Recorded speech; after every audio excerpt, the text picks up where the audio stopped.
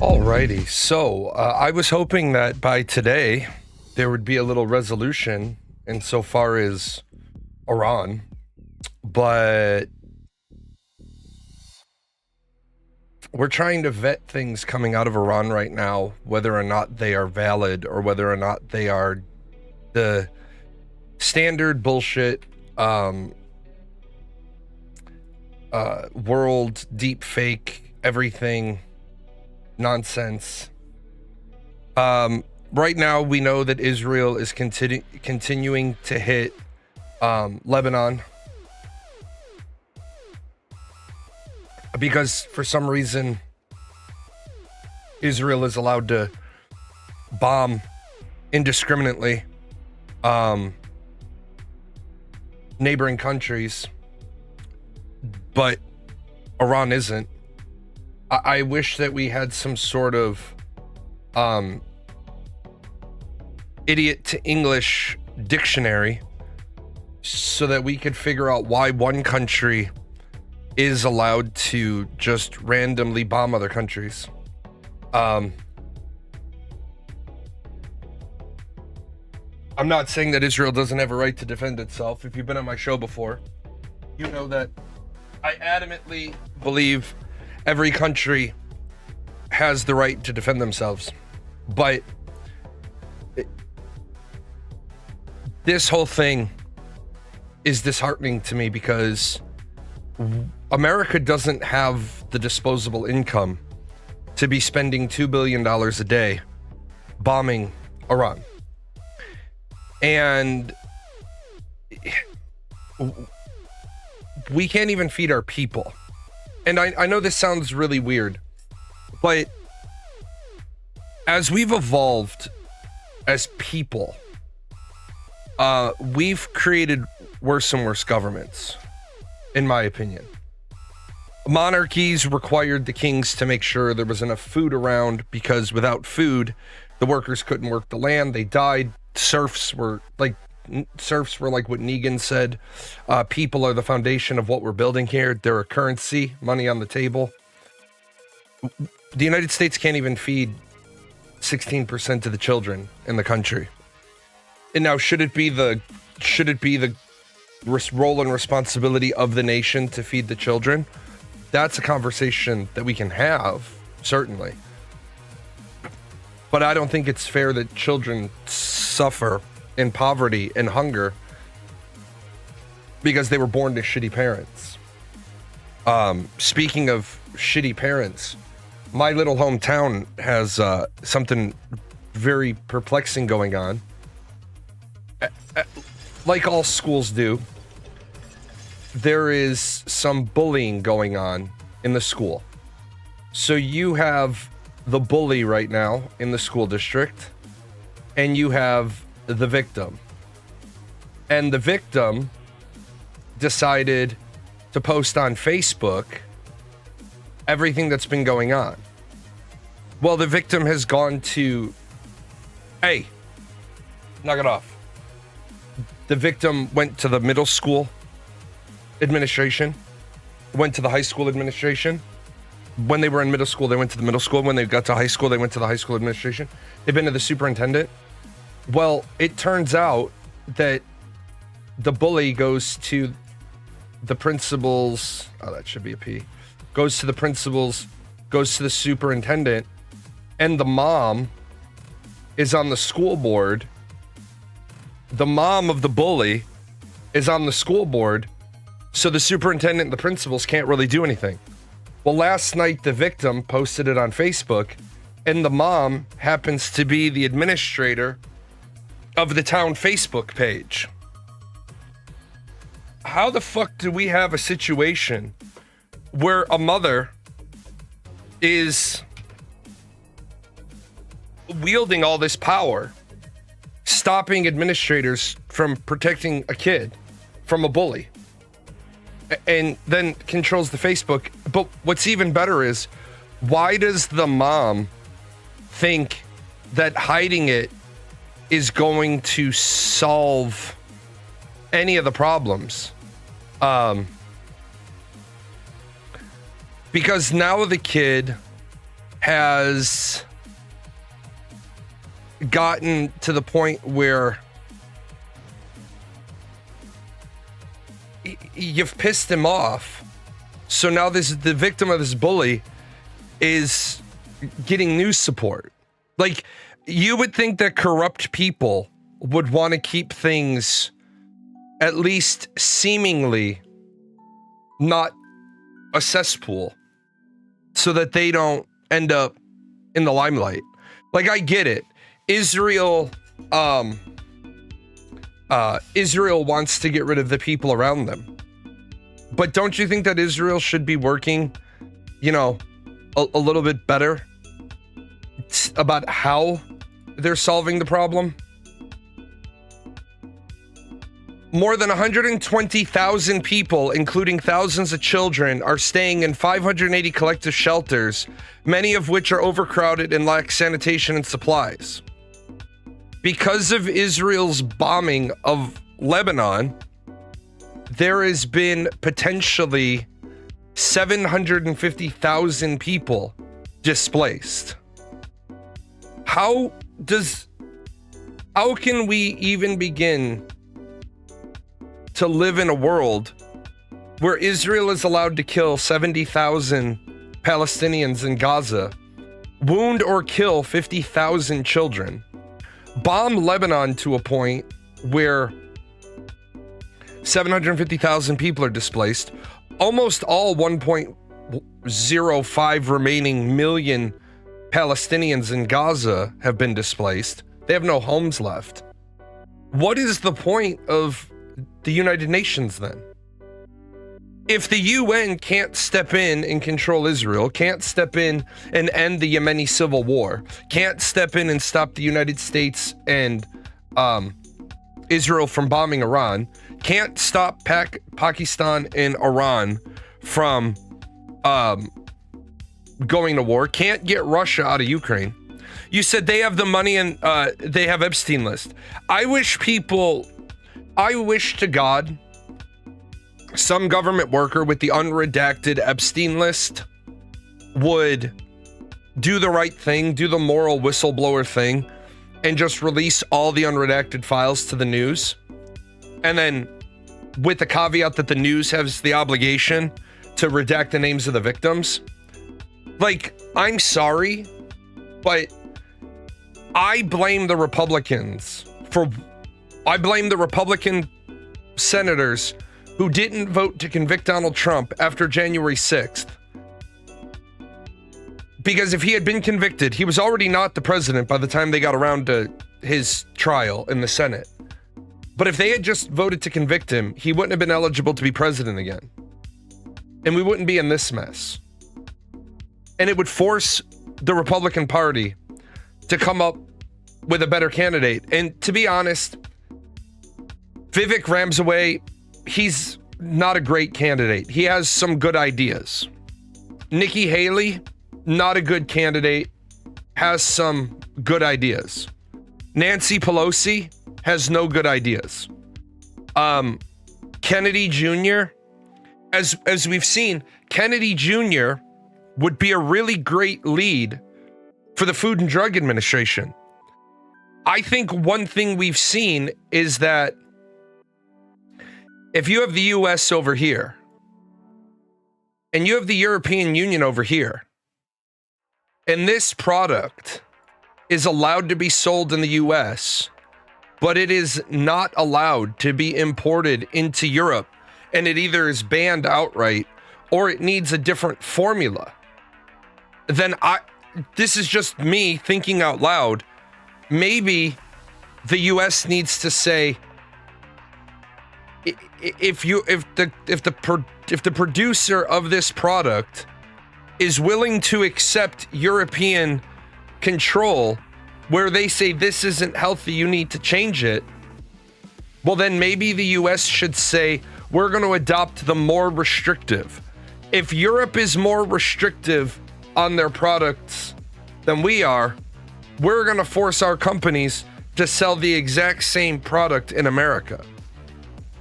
And I think that's where Robert Kennedy Jr. has done a great job.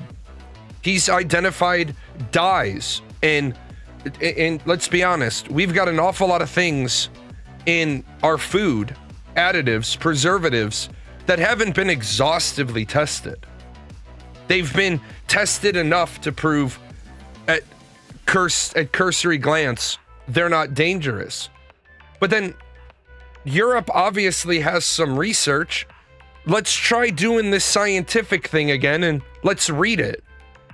Just like Kennedy Jr. said, acetaminophen leads to autism. No. Acetaminophen, I'm going off the numbers at the top of my head. It's something like this significant digit. To the best of this 600, and I keep this in mind, 650,000 children were tracked in a study, Swedish study. This is the only contributor of acetaminophen, and they even say it's not completely conclusive. It's just as conclusive as we can be with the confines of the study. You're telling me we want women to not take acetaminophen because of a 0.3 of an increase? 0.3. How many women are going to suffer complications in pregnancy without being able to take fever reducers? Do we have that answer? Because if we don't have that answer, then we're guessing. But everybody was all about, we're going to figure out the cause of autism. Acetaminophen. Then they said, well, in Cuba, they don't have as much autism. Yeah, they also don't have access to the fucking testing it takes to get diagnosed with autism. Somebody turned around and they said something and it made me laugh my ass off. They said, why don't the Amish have higher rates of autism in their community? They don't take vaccines.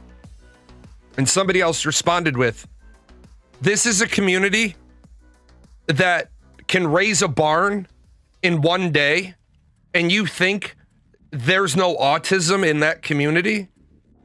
You think the Amish aren't neurodivergent? Shit. They probably are all neurodivergent. I heard Asmongold say something once. I've got a couple of Asmongold clips today. He just pops up a lot now. Asmongold said something once, or it was either I think it was actually Thor. I think it was Pirate Software. It was Pirate Software who said this one. He said, if you want to figure out the fastest way to do something, give it to a lazy person. Give it to a person with ADHD, because they'll streamline it. And that's absolutely true. Neurodivergent people don't like wasting their time. So if you think a process is broken, give it to a neurodivergent and say, I think this process is broken. It's been said for long. Pirates, I have to quote the first mainstream person, otherwise someone will say, well, you didn't quote him. Yeah, it's been said forever. The Amish are probably neurodivergent in record numbers. In fact, I would make the argument they're probably neurodivergent is their neurotypical, and their neurotypical are the divergents. But yeah, I'm very confused as to what our world even wants. Donald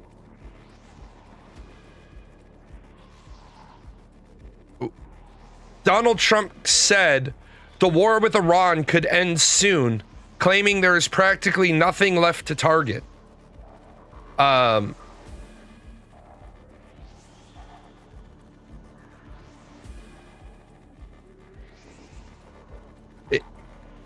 If there's nothing left to target, how is the Strait of Hormuz being disrupted so much?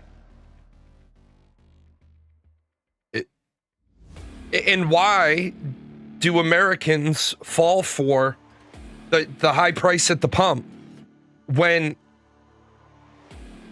we import Iranian oil to do blends with not to straight refine, and we have more than enough on hand to continue doing the blending with. So why did everybody just arbitrarily accept a 50 cent price hike at the pump? And it's because the gas companies know they can profit take right now and use the war as an excuse. Oh, we're raising prices in order to compensate for future unpredictability. But you're not scheduled to be impacted by future unpredictability for months. But you raise the price today? If you think about it, gas stations have lost the narrative too. Remember when the gas stations operated on very little profit, but you were stopping for gas and you realized you needed a gallon of milk, so you went to the gas station and got a gallon of milk. You stopped at the gas station and you needed like two things, so you got the two things you needed. Shit, man, I know people that when they say it, I shake my head at them. They literally do multiple days shopping out of the gas station because they say it's close enough to walk to. But then they wonder why they're broke, because you're spending. Well, do you not have a space bar? That's really hard to read. But you got people that are like, well, I can walk to the gas station, I can't walk to the market. So you're spending $30 on $12 worth of groceries? Well, do that, but get a fucking Uber to the market, or get a bus. Get a bus to the market and get an Uber back, and you'll save money. Find an Aldi.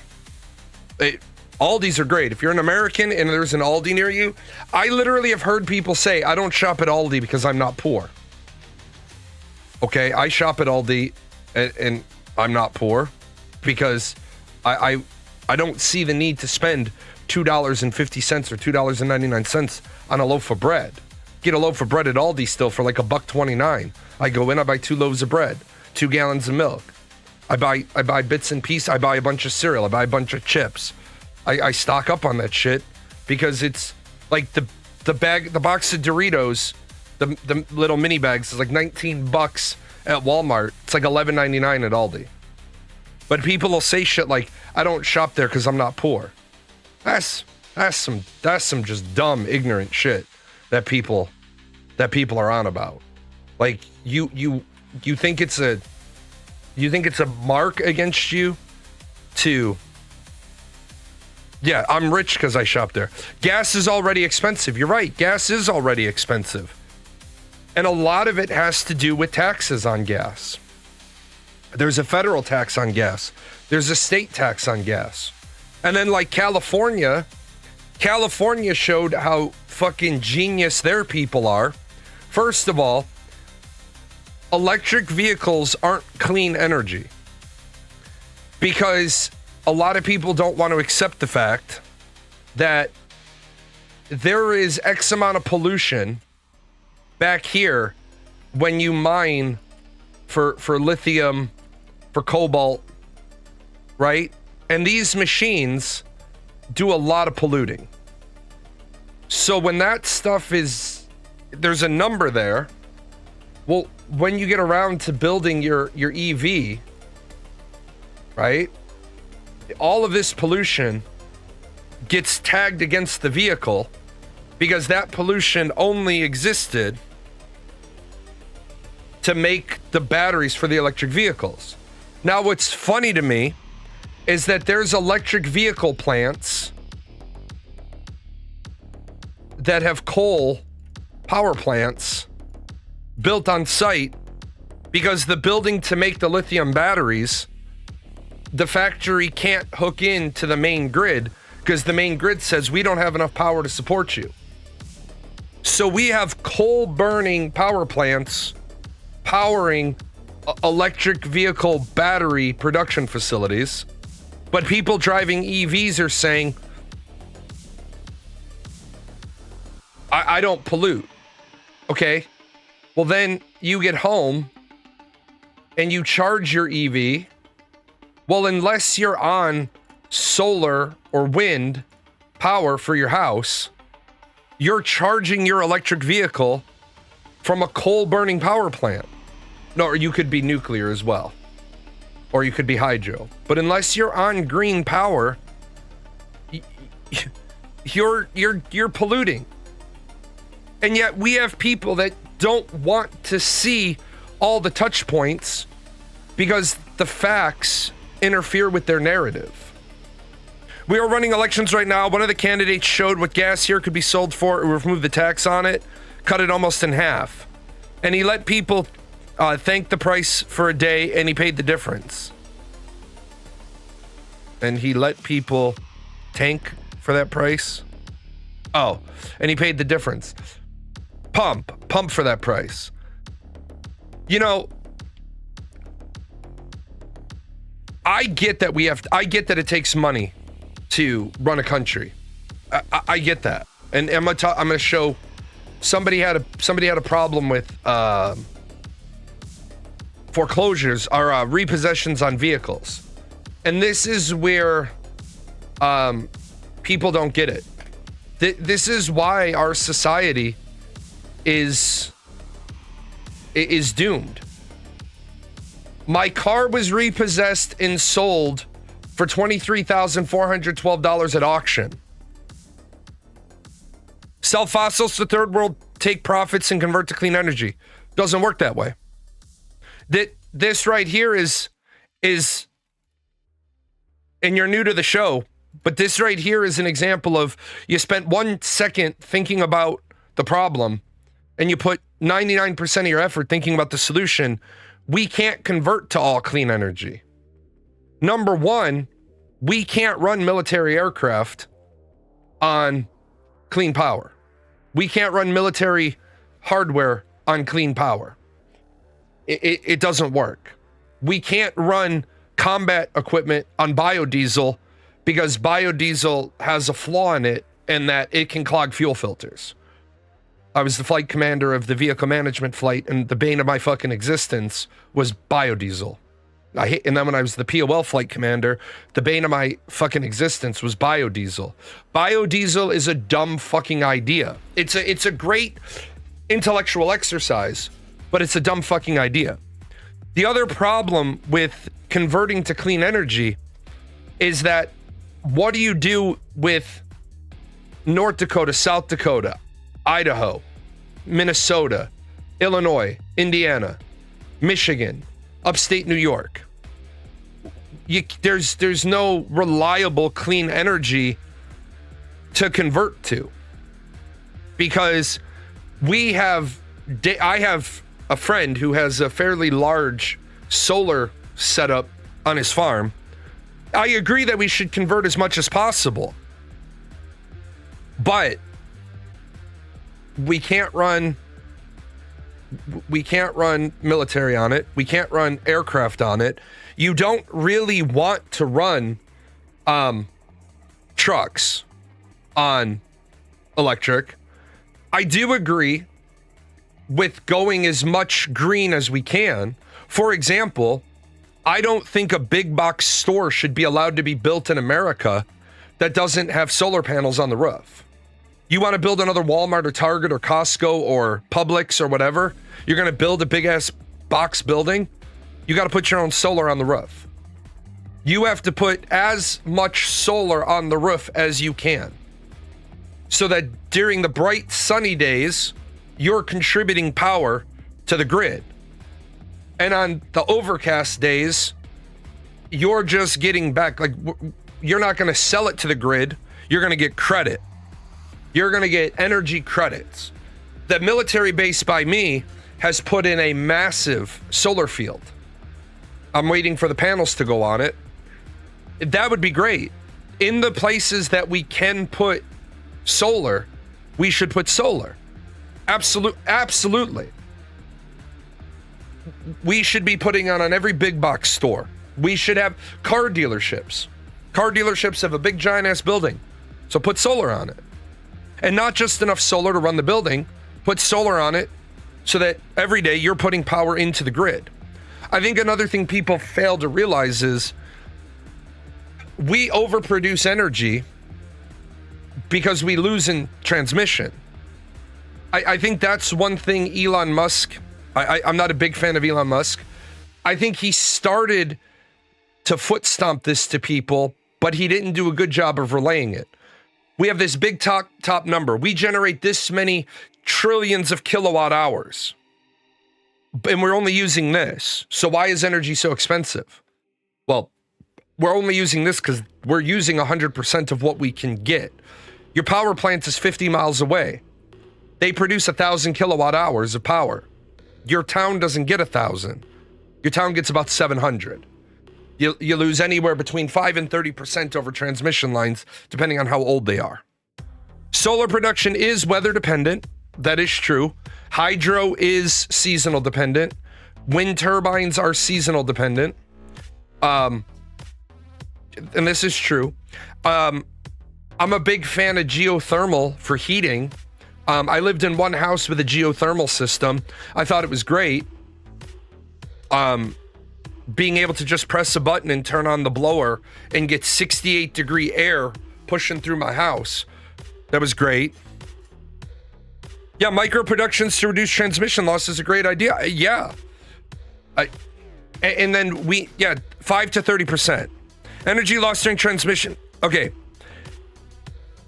5 to 30%. Please do me a favor and go do all of the reading, not the cherry-picked reading, because you said 5.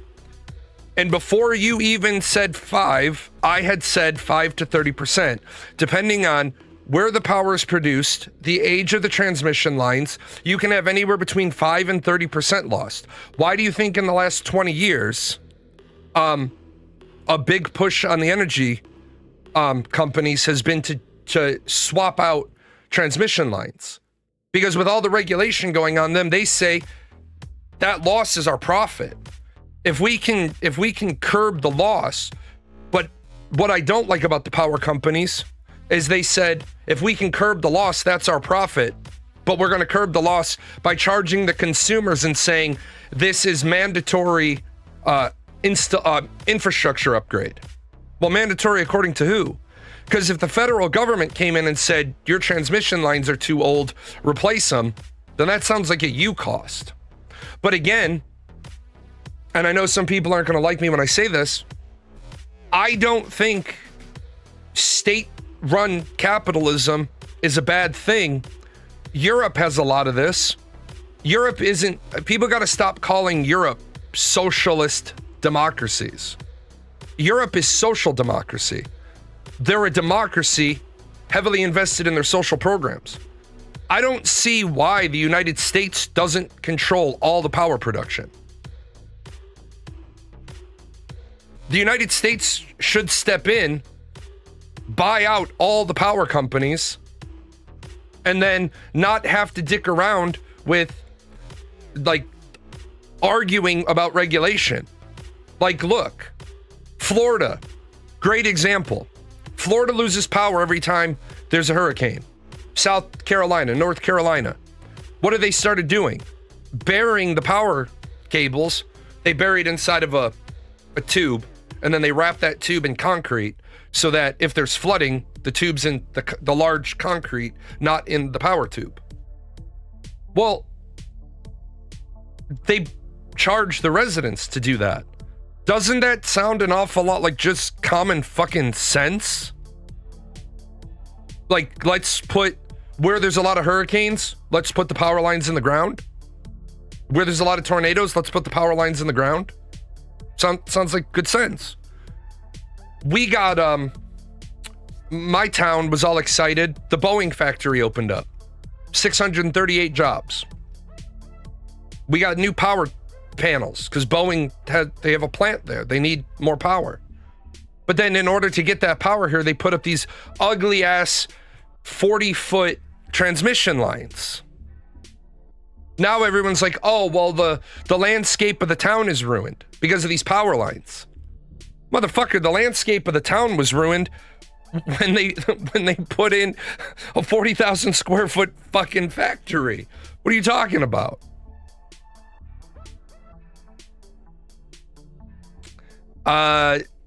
Let's see. Trump has one prescription for midterms. House Republicans have another. President Donald Trump, he insisted he had the answers for Republicans about losing their congressional majority. Build on an already strict national voter identification law to ban mail ballots and restrict transgender rights.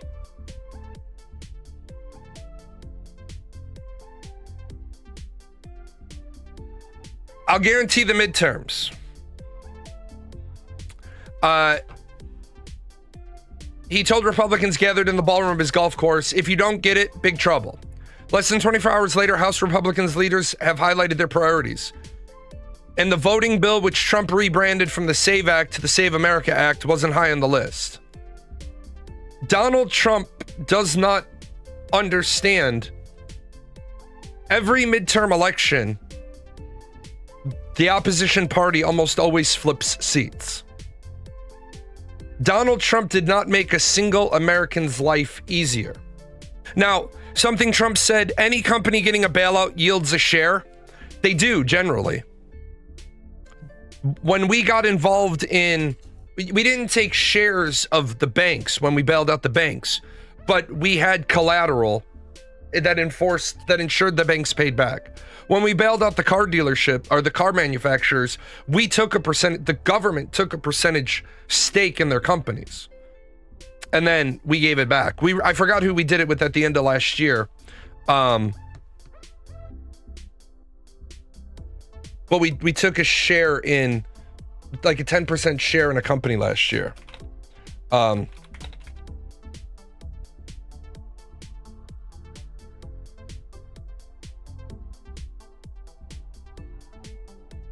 See if I can find the company.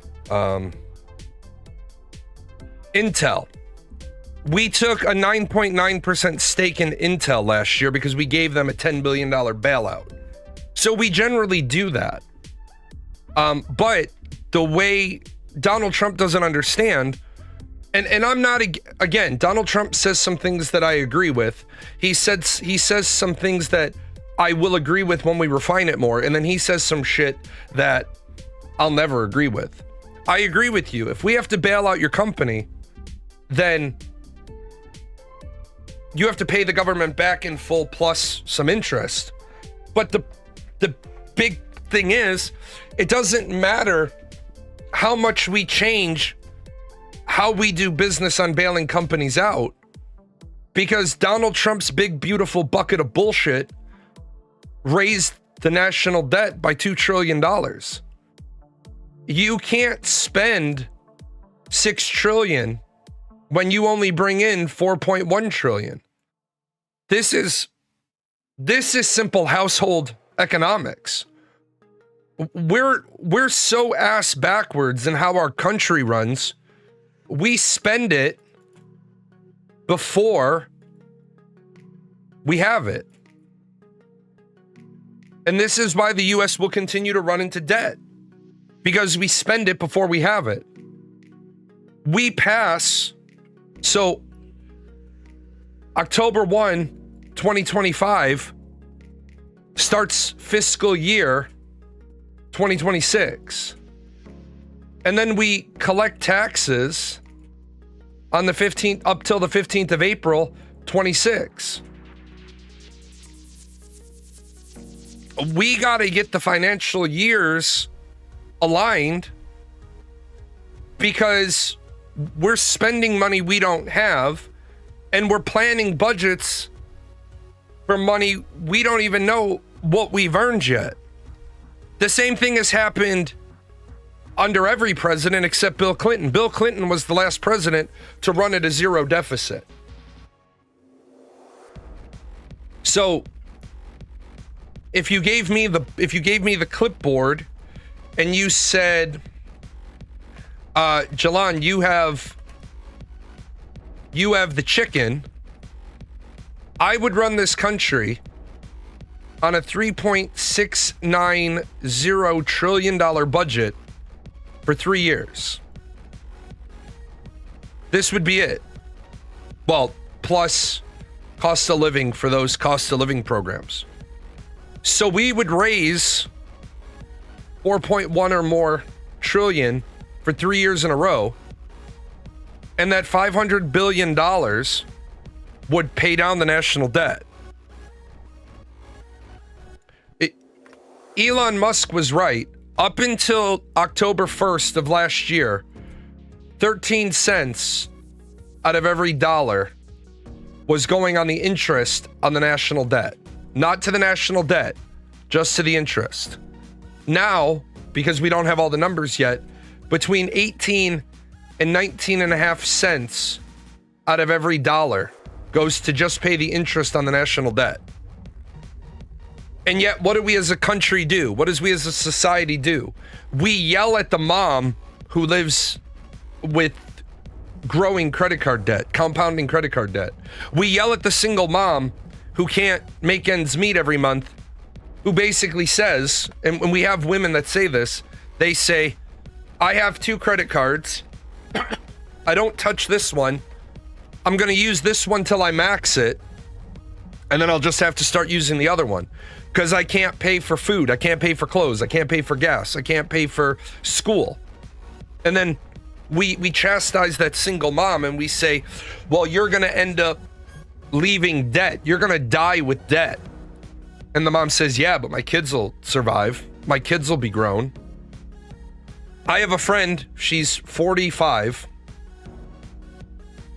She literally has, after 27 years in the working world, she has 4 kids and she could fit all of their earthly possessions in the minivan because the husband's a jackass. He doesn't take care of his kids. But we blame the mom, right? The immediate response will be, well, why did she have so many kids with him? Why is she irresponsible? Why didn't she stop having kids?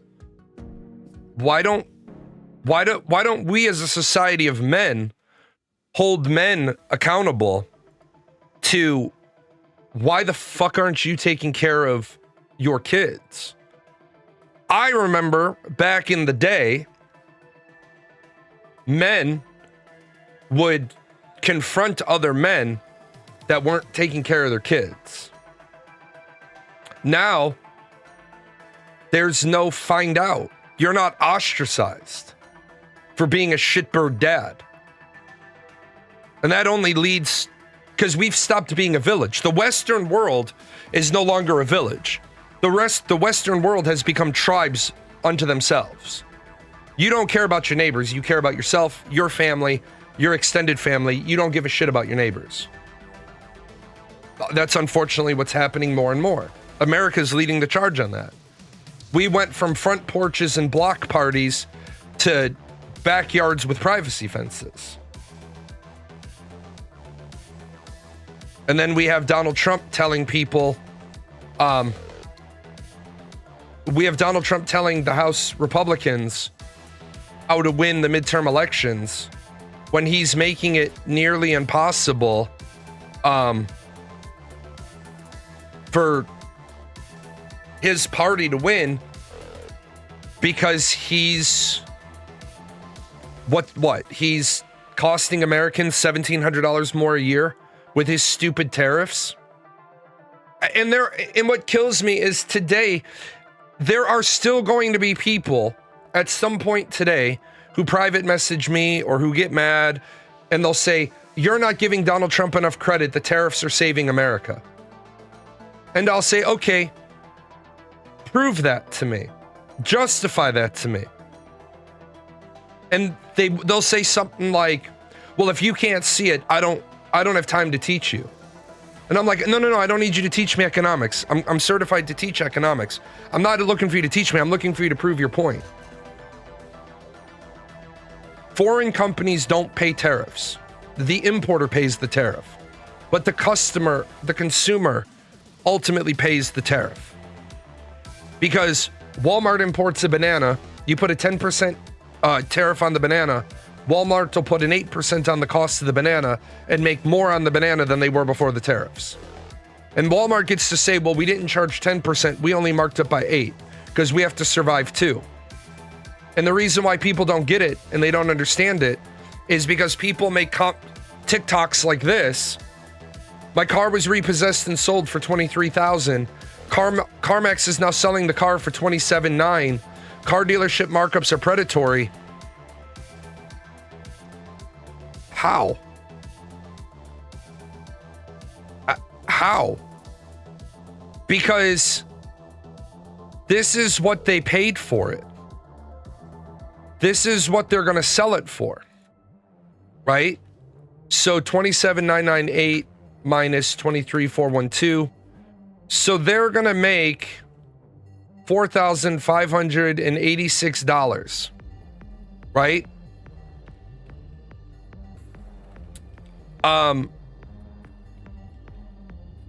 Let's say a car salesman sells 10 cars a month, right? He's got to get paid for either 40 hours at work or nothing if he's on straight commission. So there's got to be money in this $4,586 to pay the salary of the salesman and the salary of the manager and the salary of the secretary and the salary of the documents person.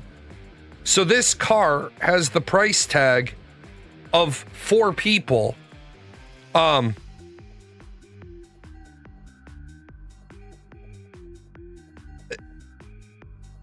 yeah, and then it has to pay the salaries of all the third-party services.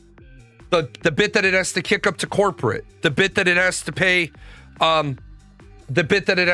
for the garbage man to come, the guy that they pay to clean the windows, right? And then when you start getting into it, oh, now you got to pay for the porter who cleans the vehicle before you pick it up. Then you got to pay the rent on the building, the utilities on the building. I think where people don't understand economics is why they're failing at capitalism. Does it suck your car got repossessed because you owed $23,000 on it? Yeah. I think in a fairer world, what would happen is, could you get out of that, please? Think not. It's a $35,000 vehicle. It gets repossessed, and they're gonna list it. You paid $35,000 for it. It's probably worth Blue Book about $30,000. They're gonna start the auction. You owe $23,412 on it.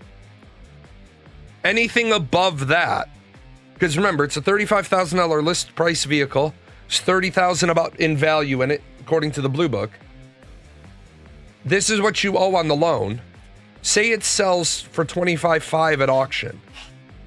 Then I think that difference between... Hold on. Okay. Need an allergy pill? Good. 2 of my cats have allergies. Okay, stop. You're scaring me. So if the car gets $25,500 at auction and you only owed $23,412 on it, then they should try to sell the car for as much as they can and you get the difference. Right? You get the difference, and it should be the same for your house. When they foreclose on your house, they shouldn't be able to sell the house for the price that's owed. They should have to sell the house for what it's worth, take their cut over of what they're owed, and the difference comes to you. But instead, we want to focus on this part of the equation, and we want to say CarMax is bad, CarMax is evil, CarMax is whatever. Well, how the fuck do you think economics works? Somebody has to put that car... Now, could it be that everybody can just go to the car auctions instead of CarMax reselling them? Sure, absolutely they could. But how many people benefit from getting a used car as opposed to a new car? If we make buying used cars harder and we blame that as the problem, then why are we wanting to trade one problem for another problem?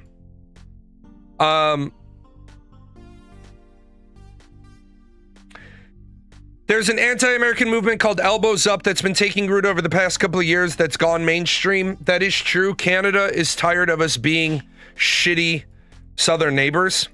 Is it true that Canada is looking into lowering the output of electricity it sends to your state of Minnesota? Yes.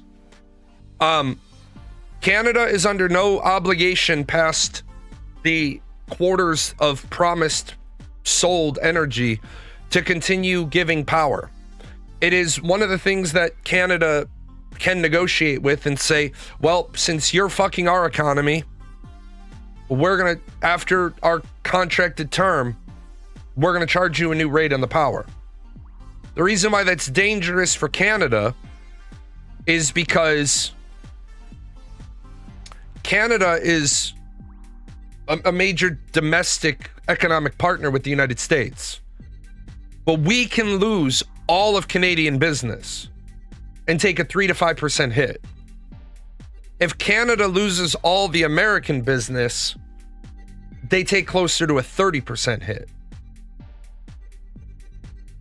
Over time, Canada will recover because they can deal with China, which they're starting to do now. This is where Donald Trump is an idiot. America, the United States of America, had economically isolated China through good deals. They said to Canada, we'll have all these good deals with you. It started with the North American Free Trade Agreement and then moved into the Trump bastardized version of that. Donald Trump was mad at Canada for the terms that Canada had when Donald Trump is the one that negotiated when Donald Trump negotiated the new trade agreement with Canada. When you hear Donald Trump complain about Canada's deal, Donald Trump did that. Yeah, in an attempt to mitigate the huge economic loss Canada has been dealing with, China and India, the traditional foes of the United States. This is why Donald Trump is a moron. Because the American people suffered about $1,700 per household last year buying the same shit they need. The standard goods and services, the ordinary daily life activity items, where China increased their GDP by 200 billion. Because the United States, being obstinate, China was like, okay. And China created a lot of trading partners in Asia that traditionally weren't dealing with China because we asked them not to. They were like, how much of a tariff? Fuck you, we'll deal with China. So the Make America Great Again camp continues to laud Donald Trump as if he's an economic genius, and he made China $200 billion richer and made the American family $1,700 poorer. How is he an economic genius? Right now, we're in a partial government shutdown again. I am so adamantly against the idea that Congress can work on anything other than a balanced budget. Warren Buffett had it right. If at any time the budget is not within 3% correlating to the GDP, every sitting member of Congress is ineligible for re-election. We should not have 50% deficit in our budget. That is bad financial management. Donald Trump threatening, I'm not going to sign any more bills until you give me the SAVE Act to sign. That's cool, Bubba. Did you read the Constitution? Did you have somebody read it to you? Because if you get a bill and you don't sign it within 10 days, it becomes law anyway. The only way it doesn't become law is if Congress recesses, and the Senate never recesses, because if the Senate recesses, Donald Trump can fill up all of those appointments that he's been wanting. So Yeah. He never listened to the Schoolhouse Rock. Yeah, he didn't listen to I'm Just a Bill. Yes, I'm only a bill, and I'm sitting up on Capitol Hill. He didn't watch that video. It's about a 5-minute song. Donald Trump would probably double his knowledge of how Congress works if he watched that. But here's why I don't blame... I don't blame people directly. I blame people indirectly. Because I said we're living in a social media creator dystopian hell. If you are a medic in a combat zone and it gets bombed, that's not a war crime, by the way. Do you really think that they're not going to bomb? That's not how it works. Okay, if you're... If you are a medic in a combat zone and it gets bombed, that's not a war crime, by the way. Okay, that's a really bad statement to make. If you're a medic in a war zone and the war zone gets bombed, that is correct. That is not a war crime. If you are a medic and a hospital gets bombed, that is a violation of the Geneva Conventions. If you are a medic and you are working on a patient, enemy soldiers are supposed to, right? Supposed to. I know this is a fantasy world, but here's the enemy, and they're coming around this way, and the enemy sees me. I'm the Red Cross wearing guy, and I'm treating a patient. The enemy, by Geneva Conventions, is either supposed to capture us, capture the guy on the litter, and detain me, because the medics aren't prisoners of war, they're detainees, and take us into holding, where at that time, if they have a bunch of wounded, I'm required to stay and render aid to all wounded, and if they don't have any wounded, I'm supposed to be returned immediately because I'm a detainee. Or they're just supposed to continue on and not do anything. But if they shoot my patient, that's a war crime. If they shoot me, that's a war crime. But now I've had people say, well, you can kill medics. No, you can't kill medics. You can kill military personnel, but you can't bomb an ambulance. You can't bomb an ambulance. You can't bomb a medical transport plane. You can't do those things. Yes, those are war crimes. But the problem with war crimes is if there's no penalty for war crimes, right? You can actively target journalists. As long as you don't individually target journalists. What I mean by that is, anybody old enough to remember the first Gulf War, where Geraldo Rivera had set up like rocks and shit on the ground and he was live and he was talking about like where they were, and this military officer came over and grabbed the camera and they kicked over the rocks and that unit had to immediately disperse?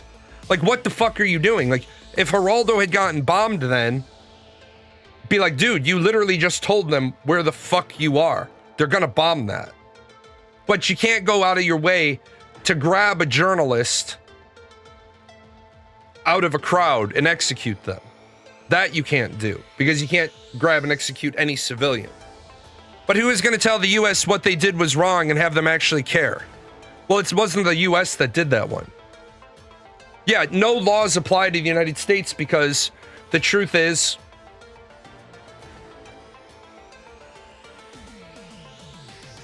what can you do about it? I don't like the fact that we live in a world with one superpower. We live in a world ultimately with one superpower.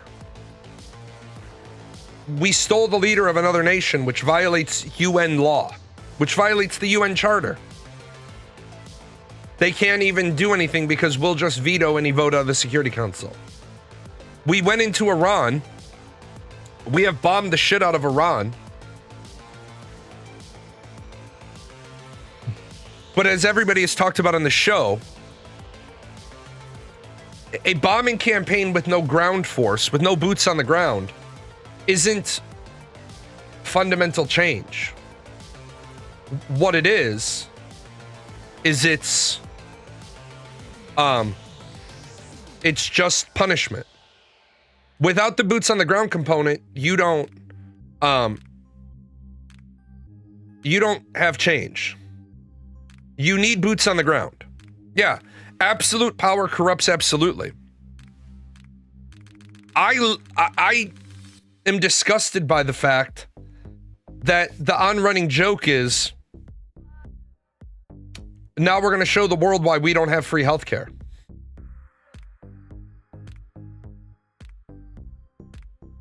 We have 1 in 6 children in America live in poverty. In 2 days of we're bombing targets in Iran that are completely irrelevant, spending $500,000 a missile. $2 billion would feed all of the children in poverty for more than a year. $500 billion, 1 day's worth of bombs. Think about what that could do for inner city Chicago, Atlanta, East St. Louis, Detroit, Oakland, Jersey. But when corruption is finally pointed out, we make every excuse in the world to not pounce on it. The Somali daycares with the word learning spelt wrong. Is that still in the news? No. Why? Because everybody wants to cover it up. If everybody wants to cover up corruption, then you know the people involved have their hands in the cookie jar. The problem with Iran, like other world leaders have said, it's the U.S. didn't think far enough ahead to figure out how to end the conflict. If he sends in troops, he bombs the midterms, which are pretty much bombed anyway. If he doesn't, the conflict completely pointless and bomb the midterms anyway. You're right. You are not wrong. Donald Trump doesn't know how to be the leader of a party because Donald Trump never worked his way. Ow! Shithead. Donald Trump never worked his way up from a member of the House of Representatives. The West also betrayed our allies, the Kurds. No, we didn't. How'd we betray our allies? We're giving them military assistance so they can go into Iran. Because it's their people, they want to go into Iran. We abandoned them to Turkey's wrath years ago.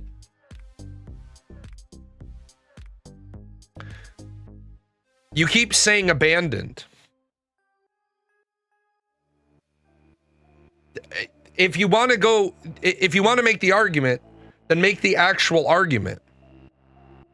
And Syria is the claim we screwed them over. The problem is there's Kurds in Syria, there's Kurds in Turkey, there's Kurds in Iraq, there's Kurds in Iran. We got to be careful when we say we screwed people over or we abandoned them. Or you get the Lithuania guy from the other day who's like, your CIA said it was coming 2.5 years before the CIA even existed. The problem is there's no Kurdistan. And there should have been. You can't have a Kurdish population in Iraq that doesn't have a part of the country as their own. But since we know there's Kurds in 4 different countries, need to get Iraq to give up part of the land, get Syria to give up part of the land, and then figure out, will Turkey give up anything? to get these people a country of their own. The problem is you can't really create a Kurdistan where the people are because it's a landlocked country. It's gonna be a hard sell. Now, I'm not against helping them, but the comment on the screen, Donald Trump thought that they would bomb Iran again for a weekend and Iran would be like, okay, we'll come back to the negotiating table. Well, Iran's leadership has said, we were negotiating in good faith. You bombed us. We went back to negotiating in good faith. You bombed us. Where's our incentive to negotiate? There is no proof of 30,000 dead Iranian protesters. That is true. There is proof of some deaths. Yes. Not 30,000. The problem I have with that is we can't talk about the United States going into a country that's using violence against its protesters when the United States is using violence against its protesters.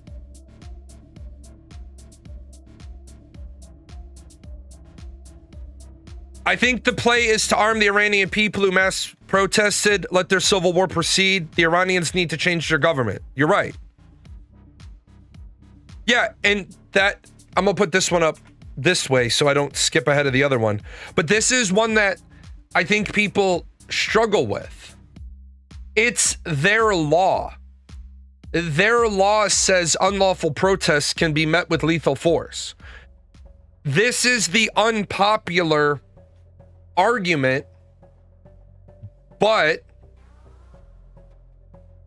you can't use a morality argument against other people's laws because then they can make a morality argument against your laws. You can turn around and say, I don't think it's fair, I don't think it's right, I don't think it's just that you can use lethal force against unlawful protests. And Iran can turn around and say, well, we don't think it's morally right, fair, just that you allow mothers to kill babies. And then, damn. You see, the problem is, if you're gonna argue from a moral high ground, all of your arguments have to be from the moral high ground.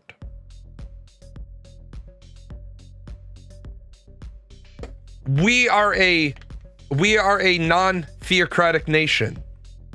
We aren't an atheist nation. We aren't an agnostic nation.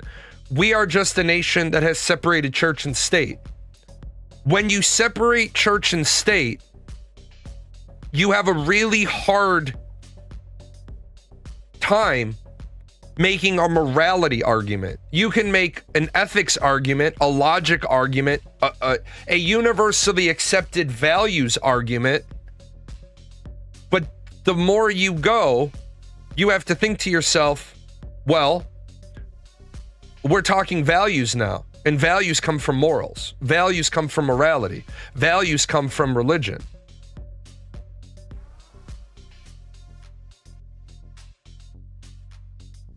You got to be really careful when you start to make that argument. They don't allow protests. Just like there's no proof we killed children either. Hold on. You got to be specific there. There's no proof we killed children. We didn't blow up that school intentionally. We didn't intentionally target a school. We may very well have been responsible. So far, the pictures of that school, though, are... No, let me stop you. We know we hit other buildings in that compound. There is a footage of a U.S. missile striking the area. We know we hit targets in that area.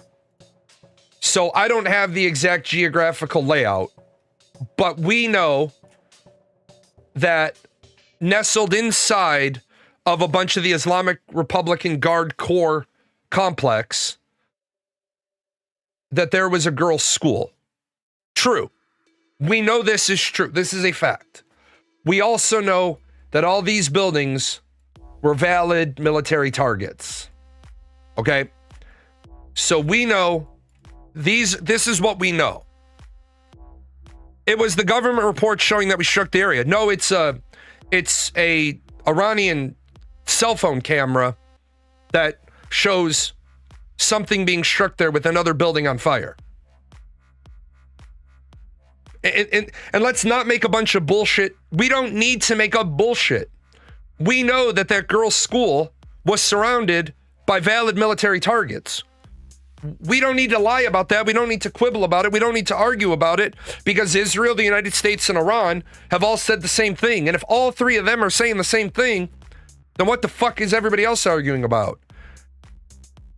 Iran has said, yeah, there were Islamic Republican Guard Corps buildings around that area, but two of those buildings had been converted to other uses. One was a girls' school and one was a medical clinic, I think. The problem is, somebody may not have known that. The intel might not have been updated. Unless those buildings had red crescents on the roof, designating them as non-military targets, this is a common tactic that lots of countries used when we were still doing carpet bombing. The United States has zero reason to blow up a girls' school. There's no win there for us, period. Israel, on the other hand, fuck them. They have a habit of killing children in Palestine, killing children in Jordan, Syria, Libya. I would not put it past Israel's military to blow up a girls' school. Sorry, wouldn't put it past them. It's completely possible that this school got hit because of old targeting data. I'm inclined to believe that, because there was so much muda in the early days, the first couple of days of this. Kuwait didn't even have all of the IFF codes for all of the jets we were flying through their airspace. That's why Kuwaiti Air Defense shot down 3 of our F-15s. Kuwaiti Air Defense should have had the identification for friend or foe codes and should have known those were 3 F-15 Es, I believe, and not shot them. So am I willing to believe that it is highly possible on the American side that we struck that girls' school unintentionally because of old strike data? Yes. Remember, human intelligence is human error. The opportunity for human error. Do I think that it's possible that Israel deliberately and intentionally bombed a school, not giving a fuck? Yes. Do I believe it's possible Israel was relying on US intel that hadn't been updated, and they may or may not have known the building was retrofitted to be a school? If they did know, they might have pulled old strike packages that hadn't been updated. Also true. Am I willing to believe that Iran blew up their own school? Yes. Yes, I am. I'm willing to believe that. Do I think they did? No, I do not. I'm willing to say we can take that chip, we can throw it on the table, we can kick it around, we can talk about it, but I don't think Iran benefits by blowing up a school, blowing up a school of their own children. I'll maybe look at that one a little later. Actually, let me look at this one now. I've seen this once before, so this one's okay. Okay, so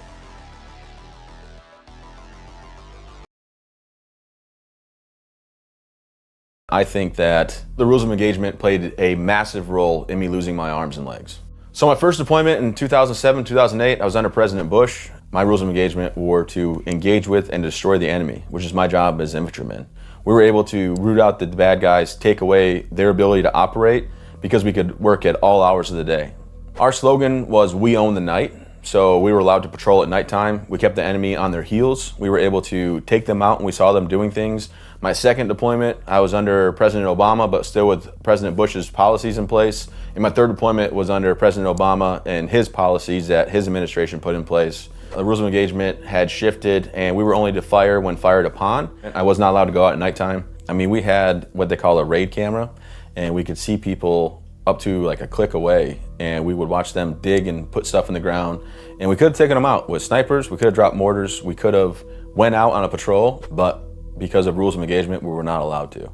So some things that were non-negotiable is if we saw an enemy combatant that we felt was a threat and they had an AK-47, if they did not point it and shoot it at us, we could not shoot them. So I'll give you, for instance, we'd get pop shots taken at us, we would go to shoot back, we would call in the Kiowa helicopters, and when the Kiowas would come in on station, because the enemy was so far away, they would see the enemy, they'd see the AK-47 and RPGs by their feet, but they weren't holding it anymore, and now they were no longer considered a combatant. And as soon as the Kiowas would get pulled off station, they'd pick their rifles back up and shoot us, or shoot at us. And the thing was, whenever they took pop shots at us, we couldn't just run at them because it was such a heavily mined area that we had to have one person in front of us with a minesweeper, and they would sweep the ground back and forth super slow, and if anything alarmed us, we'd have to all take a knee, they'd mark it with shaving cream or something, and we'd have to go around it. So it would take us hours and hours and hours to go a mile or two. I'm not saying we could avoid everything, but we weren't allowed to do the things that we were trained to do, and we had a lot of casualties. So, I think that I've talked about this on my show in the past. We had some really fucking dumb rules of engagement. If you're not President Jalon's theory, if I put boots on the ground, you were there to find the enemy, kill the enemy, eat the enemy, and find the next enemy. That's your job. Fuck them, kill them, and eat them. We had convoys get blown up because all the warning signs were there, but they were told it's probably not a threat. And then the convoy would drive over the fresh patch of concrete and get blown up. So yeah, bad policy.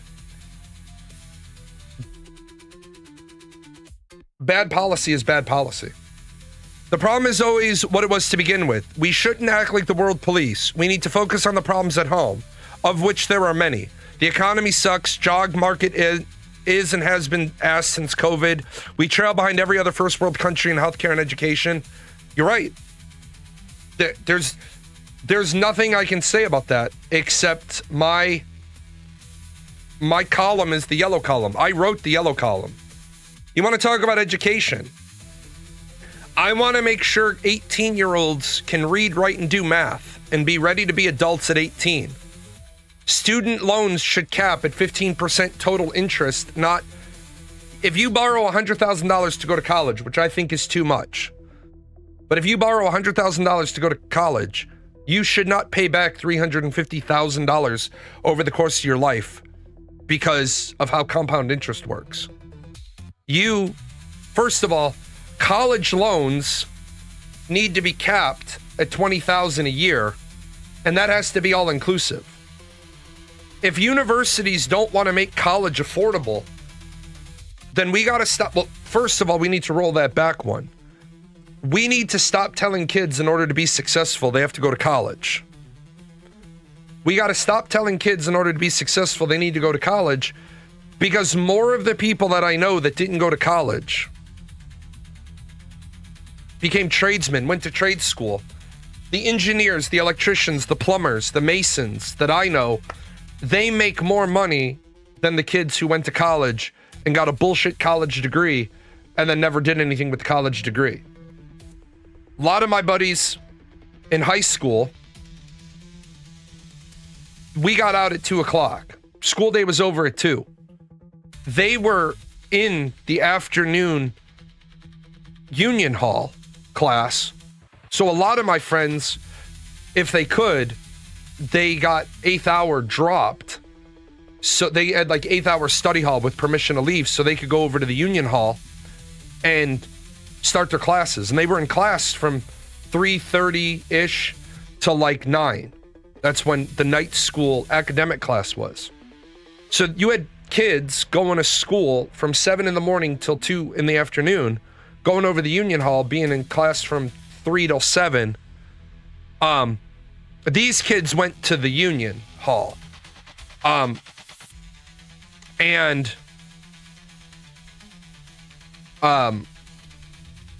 By the time they got their diploma in May, the next Monday, they were, or Monday after, they were starting their apprenticeships on site. They had done their classroom stuff, and then they were starting to be field apprentices, making $5 an hour, but minimum wage at the time I think was $4.25. So they were making more than minimum wage learning a trade. Now, vocational schools, I want to put voc ed back into high schools because I want to change college prep schools, which I think are bullshit, and I want to turn them back into high schools. They shouldn't be college prep schools.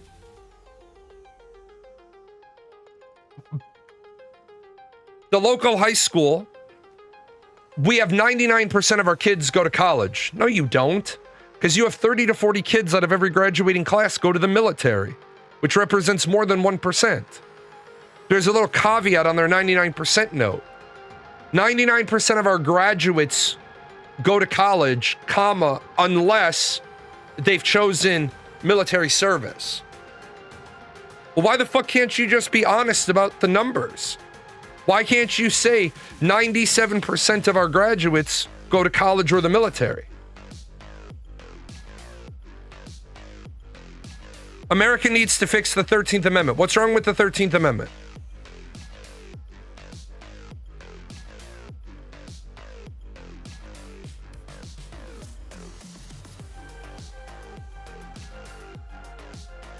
Neither slavery nor involuntary servitude, except for punishment for crime, where the party shall have been duly convicted, shall exist with the United States or any place subject to their jurisdiction. What's wrong with the 13th Amendment? What slavery do we have?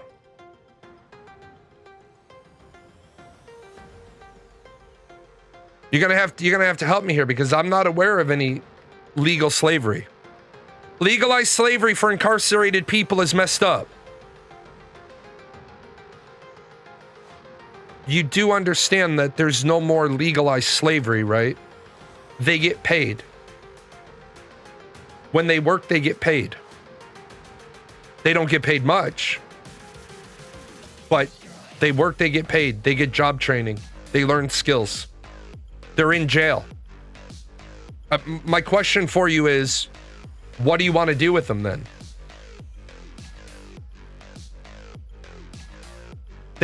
Most of them don't mind getting jobs so that they get a little bit of money so they can buy a few things out of the commissary.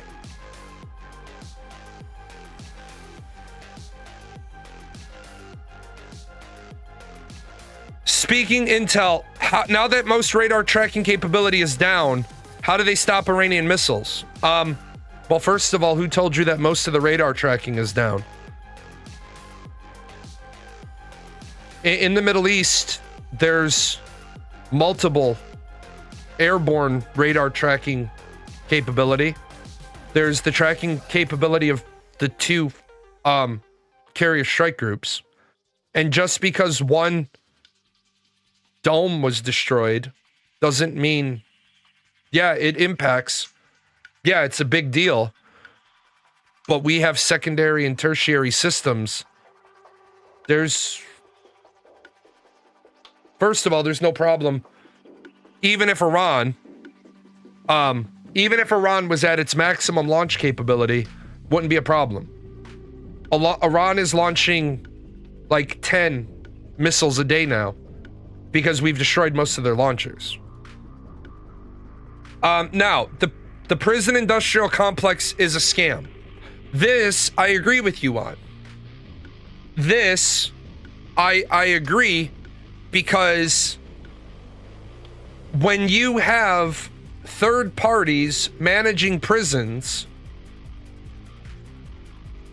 so you have a third party prison complex and they charge you $25 million a year for up to 600 inmates, well then the problem here is that your local prosecutors have every incentive to get as many convictions as they can, because if you have 100 inmates, you pay $25 million a year. If you have 600 inmates, you pay $25 million a year. Logic dictates, if I'm paying for 500 more inmates, I'm going to get some convictions. Now, this is another area. I don't think I have this particular area on my sheet. Yeah, I have a big problem with horizontal overcharging, vertical overcharging, plea bargains, and the fact that we don't have the ability to try people, so we fuck their life up pre-trial so that they take shitty plea bargains for things that they would never be able to get a conviction in. There's not a lot of things that I agree with the US military on, that the US military does better than the civilian world. The justice system, the plea bargain system is one of those. If you're not aware of this, in the military, in order to be given an Article 15, in order for the JAG, the Judge Advocate General representative, to offer you an Article 15, they have to have already gone up to their boss, shown their boss the evidence that they have, they're basically how they're going to try the case. And the Judge Advocate boss has said, okay, that's blessed. Go offer an Article 15. Now, of course, I know there's corruption and I know there's shooters and, shoot from the hip guys. But you can't be offered an Article 15 unless the JAG is sure he could win at trial. And he tells the commander that. He says, I can't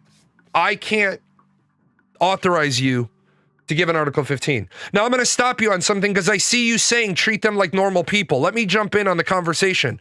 Why would I treat a convicted criminal who has a debt to society like a normal person when that person chose to behave in a manner that wasn't normal?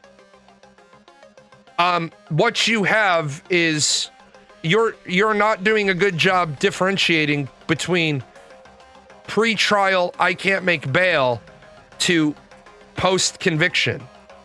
And I want to stop you on something. Not all laws are just. Let me stop you there. Every law is just. Every law in America is just. Period. Dot. Because the representatives of the people pass those laws, and the people have done nothing via referendum to overturn them. You cannot operate from an ideal that says, I'm in the system and I want to say that not all the laws are just. Because then your top argument needs to be the entire system is unjust. Here's why. But you're talking about people that are in pretrial confinement versus post-conviction. These people cannot be used for labor because these people are sitting in jail, not prison. Post-conviction, these people are sitting in prison. What about states that legalize pot, but the federal government says it's illegal, which doesn't happen anymore? So what about it? Also, I'm going to stop you on one thing. Because you said, what about states that legalize pot? States? Which states legalized it? Which states simply decriminalized it? And if you don't know the difference, then that's a big problem. The trick here is, my state, Illinois, was the first state to legalize it. All the other states simply decriminalized it. Also, what you're saying is, what about state? Well, to be fair, I'm Canadian, so it's not a problem. Okay, so first of all, let me stop you with something else then. Please don't talk about America. Please don't talk about America if you don't understand America. Why are you telling me like the 13th Amendment is wrong when it's not your amendment, so you don't understand it? You're talking about people that are in jail without bail. Okay. Except most states give bail except for egregious crimes. Our country is a federal constitutional republic. No, we didn't lose 10 radar systems. I don't know why you're believing that bullshit. We didn't lose 10 radar systems. And even if we did lose 10 radar systems, you know how radar works. You know the Navy doesn't operate. What's wrong with it is you're not asking questions. You're throwing accusations. Go back and look at all the things you've said. Where are the question marks? The problem is you're operating from bias. I can read the 13th Amendment and say I think that's messed up. What's messed up about it? That's my question. Neither slavery nor involuntary servitude, except as punishment for a crime where the party shall have been duly convicted, shall exist with the United States or any place subject to this jurisdiction. Congress shall have the power to enforce this article by appropriate legislation. Just because it says except as a punishment of people that have been duly convicted. This is where we used to use prisoners to clean up highways. And they got paid for it.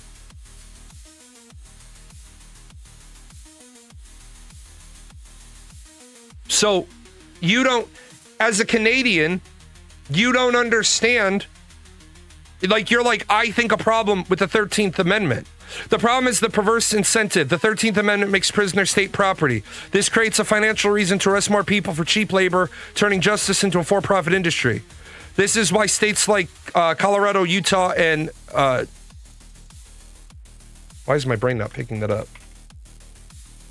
Nebraska voted to close this loophole. Right. But at the end of the day, you're talking about people who have a debt to society.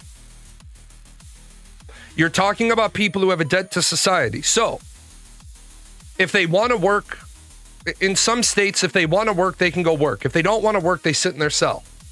And then they go to the yard. And then they go outside. And then they go to the weight room. And then they go to the rec room. Hold on. I thought we were talking about prisoners. I thought we were talking about duly convicted people. See, where I'm all for a bunch of reforms, my reform is that every prisoner should be in an 8x6 cell. Like I said earlier, it's a very bad idea to pay anyone below minimum wage. Fine. Ready? Here, I'll help you. I'll show you the workaround. Here's your $7.50 an hour minimum wage for your prisoner. Great. We're going to pay the prisoner $7.50. And then what we're going to charge the prisoner is $50 a day, room and board. So what have we changed? What the fuck have we changed then? If we pay them $7.50 an hour, then we'll just charge them every day they're in prison. We'll make them pay for their room and board. So they'll still not be better off. Tax them like a normal individual. Treat them like a human being. Great. And I'm all for that. But why don't we just throw them in an 8x6 cell and be done with them? Let's turn prisons back into an idea that there's supposed to be an incentive to not go there. Let's do it Russian style. In the middle of the 4 rooms, there's the plumbing for the shower. It's already bolted to the wall. They don't ever have to leave their cell. There's an 8x6 cell. They're in it. Great. You stay in it. There's no rec time. There's no going to a DFAC. There's no going outside. There's no fucking TV. Right? The problem is, you're saying we should pay them minimum wage. Why? So that the taxpayers can incur more cost? Why? We pay them. Ultimately, we give them what would remain out of all the taxing we would do on them. It just keeps the overall cost down. Because if I pay you $750, no, to keep the money out of corporate hands. Okay, so you want, even though you're not American, you want America to run all of its prisons again. Why are you trying to spend my tax money?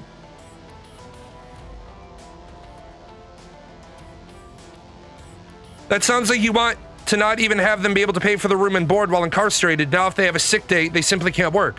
Right, you don't understand, because what you're saying is every day that they work. No, you did say what to spend it on. Because my country moved to having third-party programs manage the prisons so taxpayer dollars don't have to do that. But what you're missing is this. Every day the person is going to get paid $7.50 an hour, right? So every day they're going to make $60, and we're going to charge them $50 a day for room and board. Then they have 10 left. And then we're going to take 9 of that in financial reparation to the victim, leaving them with $1. Okay? Now, if they get sick, now in order to get out of jail, they have a $50 debt on their room and board because they took a sick day.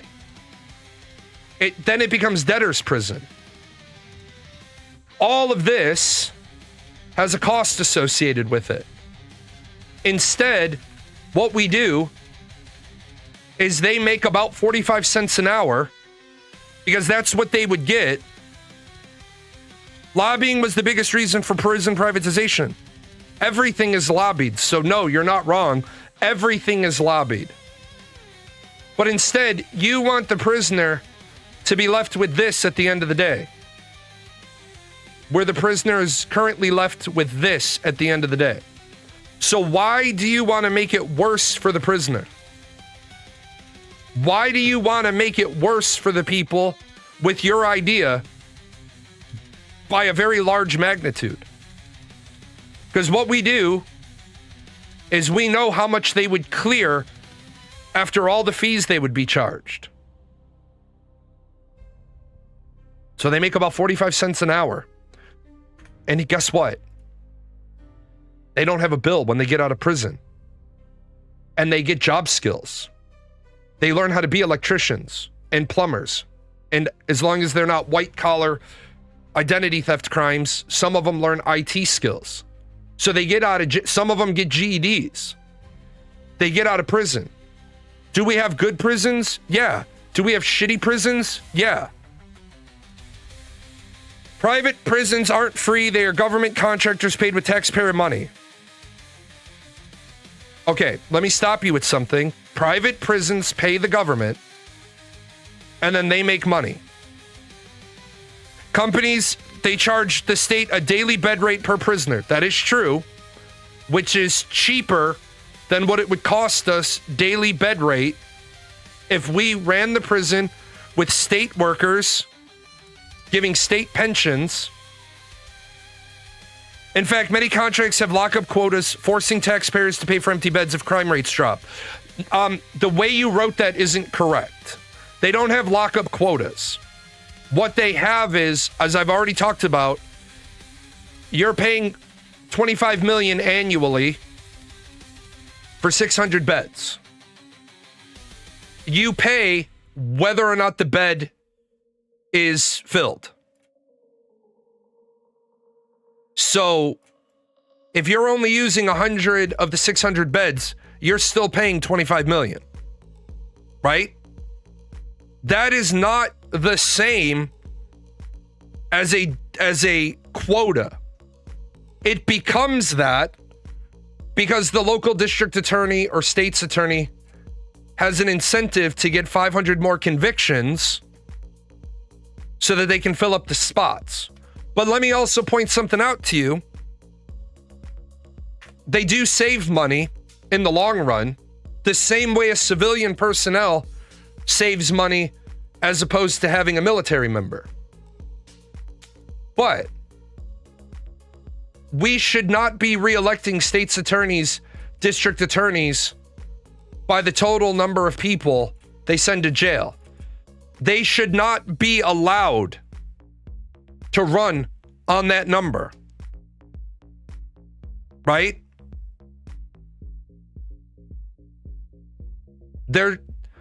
They should not be allowed to say, I put 2,700 people in jail this year.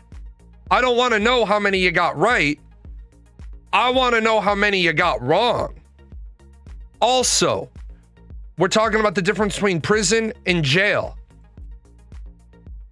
Jail is 364 days or less. These are almost all run by the county. Now, some are privatized.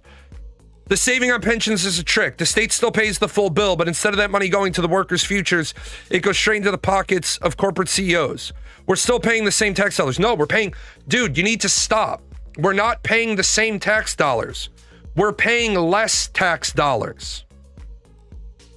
That's the piece. If you don't want to concede, it's cheaper for us to use third party than it is to run it, then you're not interested in having a legitimate conversation. Because here's why. Guy gets a job at the local prison at age 18, and he's eligible for his pension after 20 years, right? That means at 38, he's vested, and he fucks off, and he stops working at the prison, and he gets another job in the state. So from 39 to 59, he does a second job, and he vests in a second pension.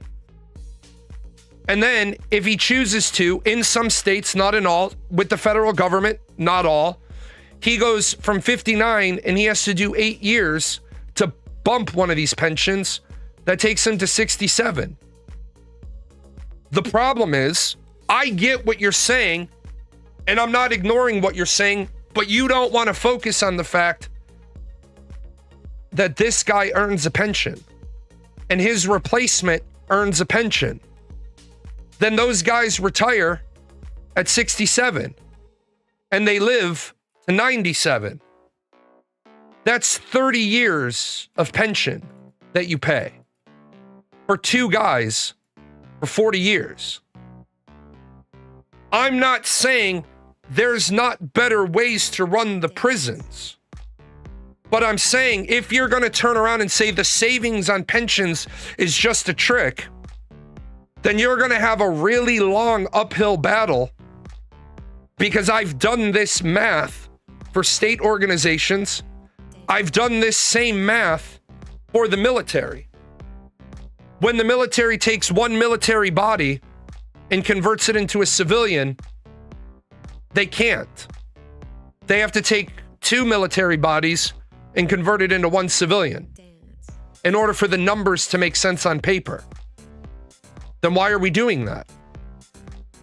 Because to make sense on paper, it has to make sense for short-term planning. What'd they do in the military? They changed the 20-year pension because it was the same exact thing, except with the military members started drawing that pension at age 38. Well, 39, the day they turned 39. Some of them came in at 17, left at 38 or 39 or 40. They draw that pension the rest of their life. I've already been drawing my military pension for 9 years. I don't plan on dying until I'm damn good and ready. The military, in theory, will pay me 50 years or more of pension. So now do you understand why it's cheaper to replace a military member with a civilian? Because that civilian doesn't draw their pension until retirement age. Meanwhile, the military member starts drawing it at age 38. I started drawing my pension at age 37. So yes, the pension thing is not smoke and mirrors. The pension thing is shit. We have to look at, holy fuck, in order to have 40 years of workers, we have to pay 2 full pensions. The company doesn't have to do that. The company has to do what? Oh, contribute to a 401k. So your argument, your baseline argument is that the state versus the corporate management makes 5% contribution for 40 years to a worker, because that worker works from 18 to 58. Meanwhile, if it's a state prison, the first worker worked from 18 to 38, earns a full pension. The next worker gets the job when this guy's 39, 18 to 38, 20 years, gets his pension. And what your argument is then, the state isn't paying more after 40 years because it knows it has 2 guys on pensions. No, if both of those guys end up dying, they save money. But if this fucking guy lives to 105, he retires at 60, say he can get his pension at 67, maybe 65, depending on where it's at. That's a fucking lot of years of pension payment for a guy you're not getting any work out of. Meanwhile, the corporation is matching 5% of the guy's contributions. That's a fuckload cheaper. How do I know that's a fuckload cheaper? Because why did the military reduce military pensions by 10% and agree to match savings contributions? Because if the people aren't fucking saving, you're not matching shit. That's where it saves a fuck ton of money. Now, as far as the anger piece, speaking of 401k, should I put it in an IRA? Yes. If you don't exceed how much money can contribute to an IRA, well, let me back that up. You should be putting it into a Roth IRA.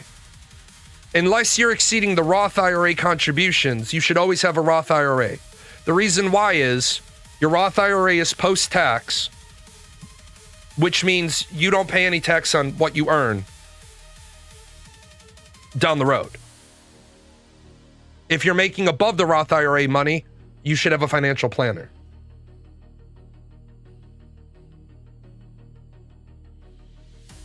The thing is when people only want to talk about the negative part, and I get it. People feel that their facts, and unfortunately for people, they feel their narrative would be destroyed by the facts. Your narrative in no way gets damaged by the facts. The savings are a myth. Dude, they're not a fucking myth. If you're not going to talk in earnest, then don't talk. Because all the other shit you say about here is accurate, but you make yourself look like a jackass when you want to just say the savings are a myth. Since private prisons appeared in the 1980s, U.S. corrections spending skyrocketed from $19 billion to $87 billion. That's a 346% increase. Taxpayers now pay 3 times more per person than in the 1980s. Yeah, you know what else went up? Crime. Let me help you out with something. What happened in the 1980s that caused the prisons to fill up? Would that be the war on drugs? Oh, you mean the law? The law that was passed that 5 crack rock was a prison sentence so long that in order for a person using cocaine to get the same sentence, they would have to have a kilo of coke on them? Look, man, I know a lot of rich white guys. I don't know anybody dumb enough to roll around with a kilo of coke on them. But that's how much you'd have to have on you to get the same penalty as 5 crack rock. Taxpayers now pay 3 times more per person. Even when populations drop, spending stays high because of fixed prison contracts. The money isn't being saved. The money is being saved. The problem is, you've got like, crime and spending aren't linked at all. Yes, they are linked at all. Since the 90s, violent crime in the U.S. dropped by over 50%, yet prison spending skyrocketed. We're paying triple the price of a system while crime is at historic lows. Crime is at historic lows, huh?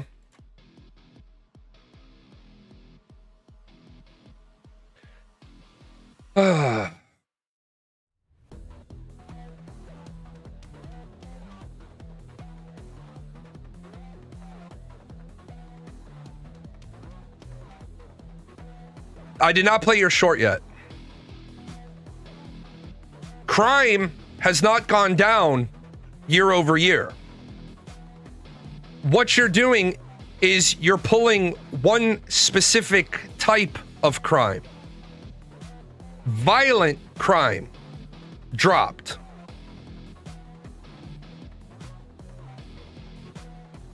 Crime, violent crime dropped. Violent crime. Not all crime.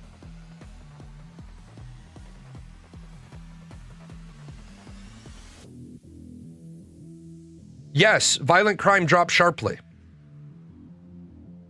But we began incarcerating people for other crimes. My question for you then is, yeah, war on drugs was created to make black people and hippies felons so they cannot vote. My question for you then is, where the fuck did all the prisoners come from? If crime dropped, where did all the prisoners, where did we get them? Did we just start incarcerating innocent people? Because the problem is, I don't mind having a conversation with you about from racist laws. Shut up, Canadian. They're not racist laws. The war on drugs was a racist law. As I've talked about on the show many times, weed being illegal. Look, man, if the fucking... Remember, this is the country that made alcohol illegal. This is the country that made alcohol illegal through a constitutional amendment, which means the majority of the people agreed with it. Why was weed made illegal? Because they wanted weed to be illegal. Why is weed becoming legal now? Because the people want weed to be legal now. Weed wasn't even outlawed. Weed became illegal to kill the hemp industry and help the paper industry. The prisoners didn't come from a crime wave, they came from policy changes. We started locking people up for non-violent drug offenses. I already talked about that one. And passed 3 strikes laws that gave life sentences for minor crimes. That's the problem. Now you're getting to the problems. How we manage that is the problem. We also ended parole. We didn't end parole. Meaning people stay in prison 3 times longer than they did in the 70s for the same crimes. We didn't end parole. There's parole hearings every single day. What do you mean we ended parole?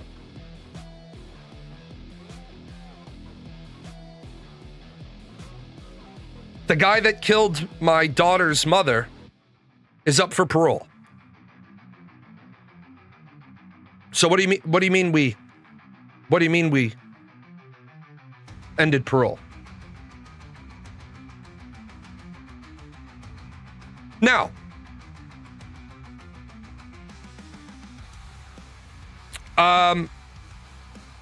petty theft is a life sentence in California after the 3rd offense. That's the fucking problem. That's what people need to focus on. No, that parole here, that's different hearing. That side of the family has lots of people.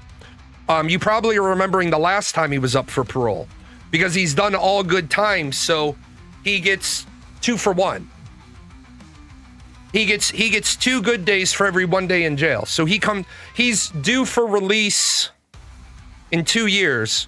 So I think he comes up for parole every 6 months now. I want him to get paroled. Why? Because even though he killed my daughter's mother, I don't think keeping him in jail for 25 years. Parole, as we know, is dead. It was federally abolished in 1987, and 16 states have scrapped it since. Okay. Parole was federally abolished for federal crimes because federal law can't change state crimes. 16 states have scrapped it since. Again, though, what do you mean crime is down? It's great that you keep saying all these things, but what do you mean crime is down? I told you, violent crime is down. Crime isn't down. What you're trying to do right now is you're trying to overwhelm me with Gish Gallop, and it won't work. I can tell your debate style, because what you're trying to do is you're trying to overwhelm me with things that are true but irrelevant. You're saying, you said federal parole was abolished in 1987. Yes, that is correct. With truth in sentencing guidelines. But you said truth in sentencing allows laws to serve 85% to 100% of their time. And you're right, you could get out in 3 years of a 10-year sentence. But what was the rate of reoffense? Now, Illinois, Florida, California, Minnesota, North Carolina, Virginia, and Washington abolished discretionary parole. Discretionary parole. Okay? You keep saying shit like you could serve 3 years of a 10-year sentence. That's not true, period. Okay? You would have at least had to serve 4 years, unless you can give me specifics. On average, the aggregate for eligibility for parole is 40% time served. But do you understand the other half of parole then? Most of the time, it's ×2 the remaining years of the sentence that you are effectively on probation. Which means if you're out on parole and you catch a violation, you go back to jail, and for every 2 days you served on parole, you get 1 day off your jail sentence. Because you got paroled at 4 years of 10, 6 years remaining on your prison term, 12 years of parole. Okay? Now, you're trying to Gish Gallop a bunch of irrelevant facts. They're all relevant in a silo to which they're relevant. You're saying they got rid of federal parole, but you failed to note that you serve 85% of your sentence. So your parole, while you don't become eligible at 40%, you serve 85%. And the other thing I think you deliberately left out is the 2-for-1 ratio, good time credit.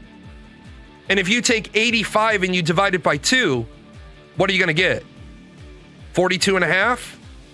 Oh, so you mean you can still be out at 42.5% of your time if you're on a crime that qualifies for 2-for-1 good credit? So really, where's your argument? Because you're trying to throw a lot of facts, and I'm hitting a lot of them right out of the park, which makes your argument look bad. Why don't you rephrase your argument to something like, this country needs prison reform, sentencing reform, because we need to make sure that we're not creating a system that gives an incentive to district attorneys to push for jail time. Wow. I think we would be on the exact same page then, because you'd be making a good argument.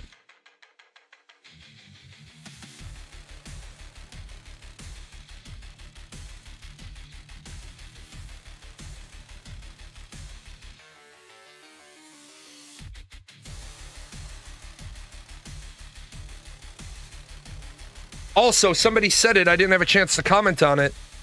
I don't really want to talk about when people say that law only applies to federal crimes. Get rid of the rich and powerful bias as well. Rich and powerful people that commit crimes should get treated the same by the law. I agree with that.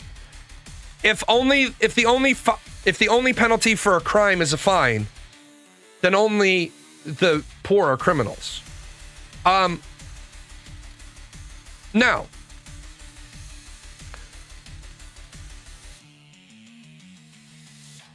yeah, 950 is the qualifier as grand theft in California, which is why shop owners. California has stupid laws, and I think we can all agree that this is a stupid law. I have to put a sticker on this in my shop that this is $950 with a $900 discount at the register, but I have to list it at $950. So if you steal it, I can call the cops and have you arrested for shoplifting. That's a stupid, like, that right there is what we need to focus on. That's a stupid fucking law. The 3 strikes thing in California, 3 strike policies. 3 strike policies are bad because, one, it takes the discretion of sentencing out of the judge's hands. But it also recognizes we're going to have a 3 strikes policy. Why then are we not looking at the failure of rehabilitation in our justice system? The very fact that you wrote a 3 strikes policy means you recognized we had constant reoffenses. We had people, habitual reoffenders. So why weren't we looking at fixing habitual reoffenders?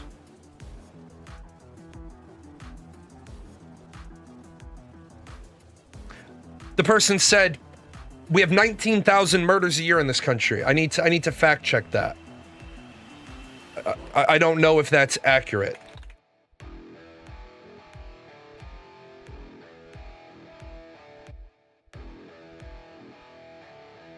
But I think there is something to be said about making an argument that violent crime is down.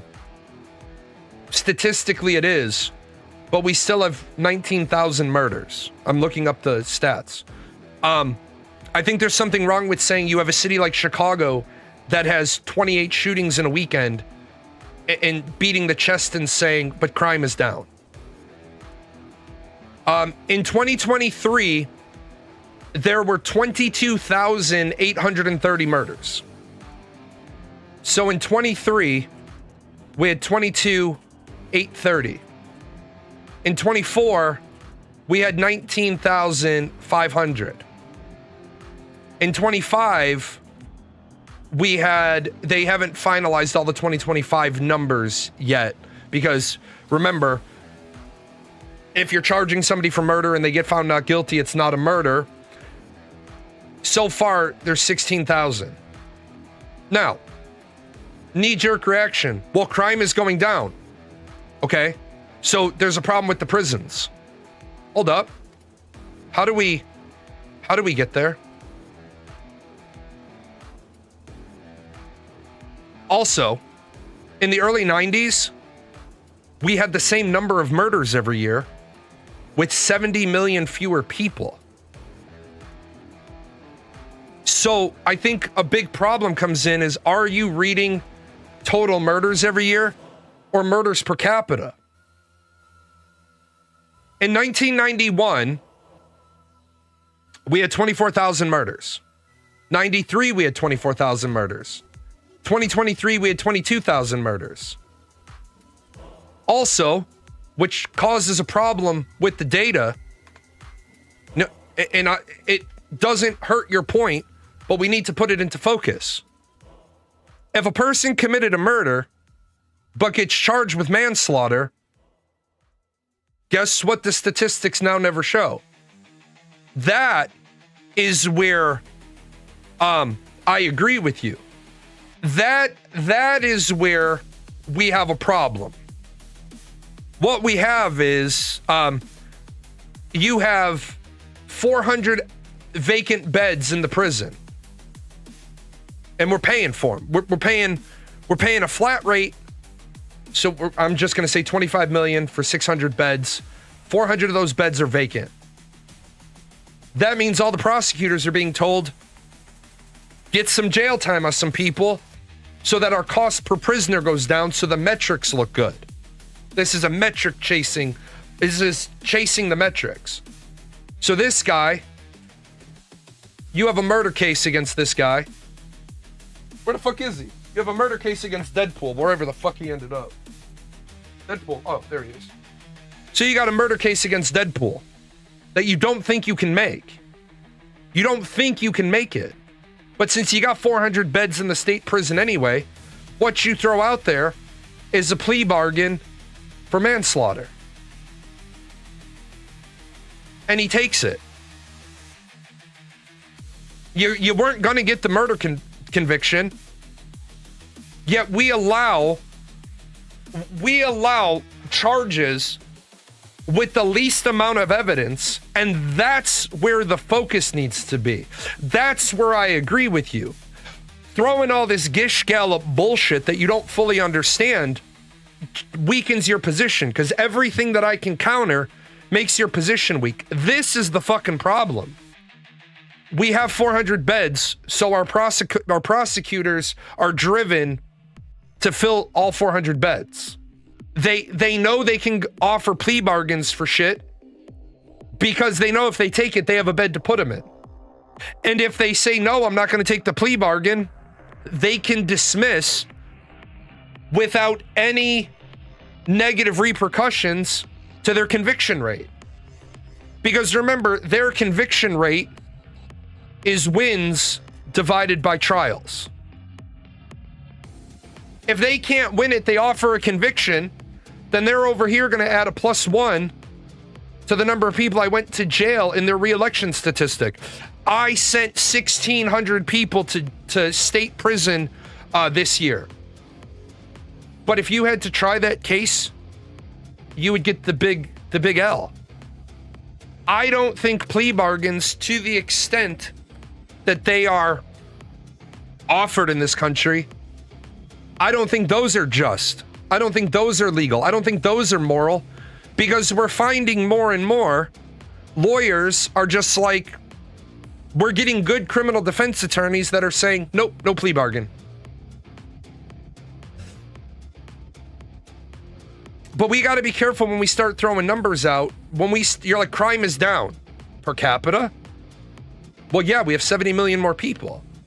We have the same number of murders, but 70 million more people. So per capita, they went down.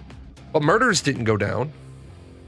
Did the murders really go down? Did the deaths go down? Or did how we charge those deaths go down? Now, again, do we have some bullshit laws? They're just because they were passed by the people or the people's representatives. But do they need to be there? No. Legalize weed. My state legalized weed. My state didn't decriminalize weed. There are no weed laws in Illinois. It's not officer discretion. It ain't nothing. Weed's legal by referendum. In fact, I was just at the dispensary. We don't have any problems in the state of Illinois, at least down in South Illinois. We don't have any problems. I've heard other states that have decriminalized weed. You still got the cops busting people's chops. 3%, so something is a bad idea because 3% of people are harmed because of it. So you're anti-vaccine too? Because enough people are harmed due to a poor reaction to vaccines, so vaccines are bad.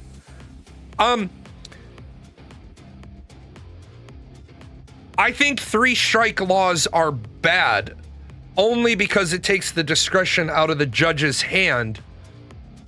On the flip side, I hear a common complaint that prosecutors will also add on to ridiculous charges to force people to plead. That's true, and that's where we have the problem.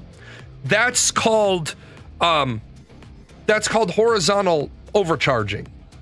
So, in my state, if you are charged with burglary, then that's all you're supposed to be charged with. You're not supposed to be charged with burglary plus possession of thief tools, right?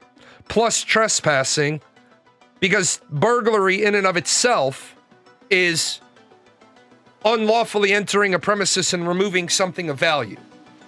Well, you're not supposed to be able to charge somebody with inclusive lesser crimes, possession of thief tools. Well, yeah, I was breaking in. Well, what you do here is you want the conviction on this, and this alone has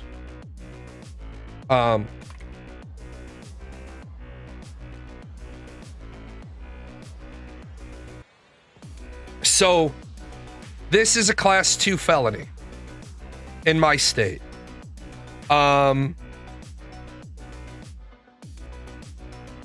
Unless you're in a school, a daycare center, a place of worship, or a residential burglary.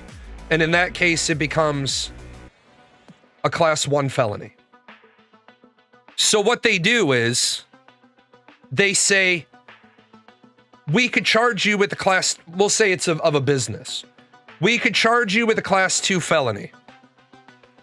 Or we can charge you with a class 2 felony and 2 misdemeanors. So what we're going to do, instead of charging you with a class 2 for 3 to 7, what we're going to do is we're going to bump it down to a class 3, which I don't even understand, right? I don't understand the way law is written. If the law is written that burglary is a class 1 or a class 2 felony, how the fuck can they just create a new fucking we're going to charge you with a class 3 felony, but you're not going to get charged with burglary. They're going to find another class 3 felony that you're going to plea to, right? So instead of burglary, we're going to charge you with theft of property, which is only a class 3 felony, so it's only 2 to 5 years. So what we're going to do is we're going to show you the charge sheet with a class 2 felony and 2 misdemeanors on it. And we're going to ask that those be conserved consecutively. And we're going to ask the judge for maximum sentencing. So you're going to do a year in jail, a year in county jail, and then go to state prison for 7 years. And then you're going to come back to do a year in jail. So we're going to take you out of circulation for 9 years. Unless you plea to theft of property, which comes with 2 to 5, we're going to recommend 1. You're out in 6 months. And since we're going to recommend 1, you might not even go to prison. You might just go to jail, county jail, because we're recommending 1. If the judge agrees to 1, then you're there in county jail. You don't even go to state prison. But now here's my problem with county jail. County jail has 120 seats in it. However many they have. They have 120 seats. So you are number 1. You are next to get out. And the whole jail is full. Right? And you're not scheduled to get out. It's March 11th. You're not scheduled to get out until 30 May. But now here's how jail works. Today in court, the judge finds somebody guilty of a Class A misdemeanor, which is 1 year in jail. They come over here. Oh, jail is full. Oh, you get out early because you get bumped. First in, first out. So now everybody moves up a slot so you can move into slot 120. There are people who have figured out how this works so they know when to take their conviction, because they know going into the warm months, there's going to be a whole bunch of bullshit crime that pushes them number, that pushes their number up, that pushes their release date up. These are the problems with prison reform we need to be talking about. We don't need to fill up the ether with a bunch of fucking bullshit arguments about how it is cheaper or it isn't cheaper, because then your argument isn't about prison reform.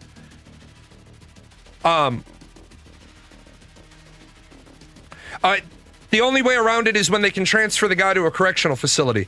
In my state, you cannot be transferred to a correctional facility unless you have a prison sentence, and a prison sentence is 365 days or more.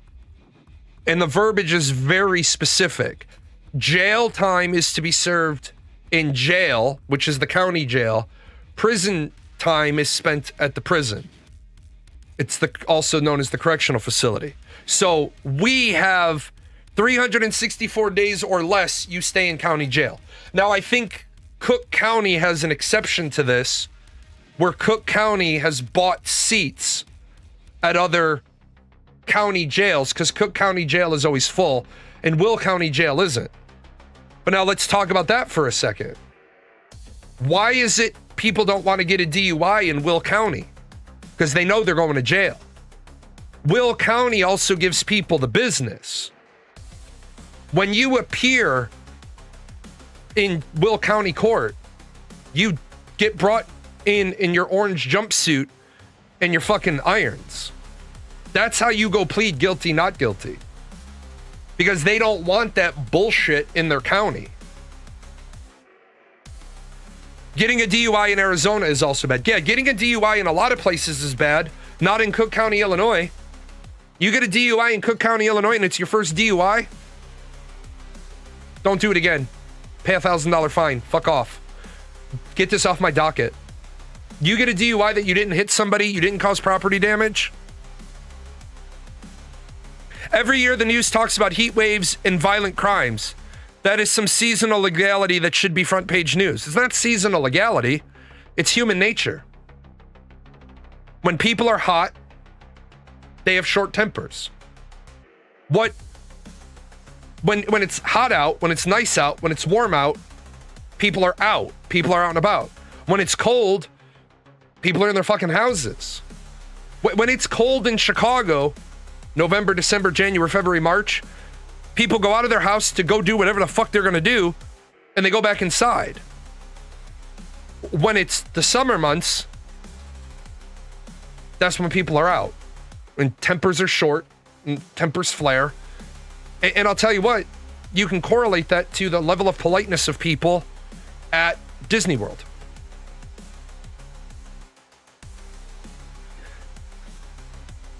Oh, no one talks about how weather can impact prison and jail patterns? You're right. You're absolutely right. We don't talk about culture. Yeah, school is out in the summer. School's out in the summer, you get a lot more petty fucking bullshit crime with the kids. Arizona had a solution for that. Year-round school. I don't know why we give kids... I could understand giving kindergartners, first, second, third, fourth, fifth graders a summer break. Once you start sixth grade, you should be in school year-round. Especially right now in America. These kids, no offense to these kids are fucking dumb. These kids are fucking stupid. There's a Karthos has the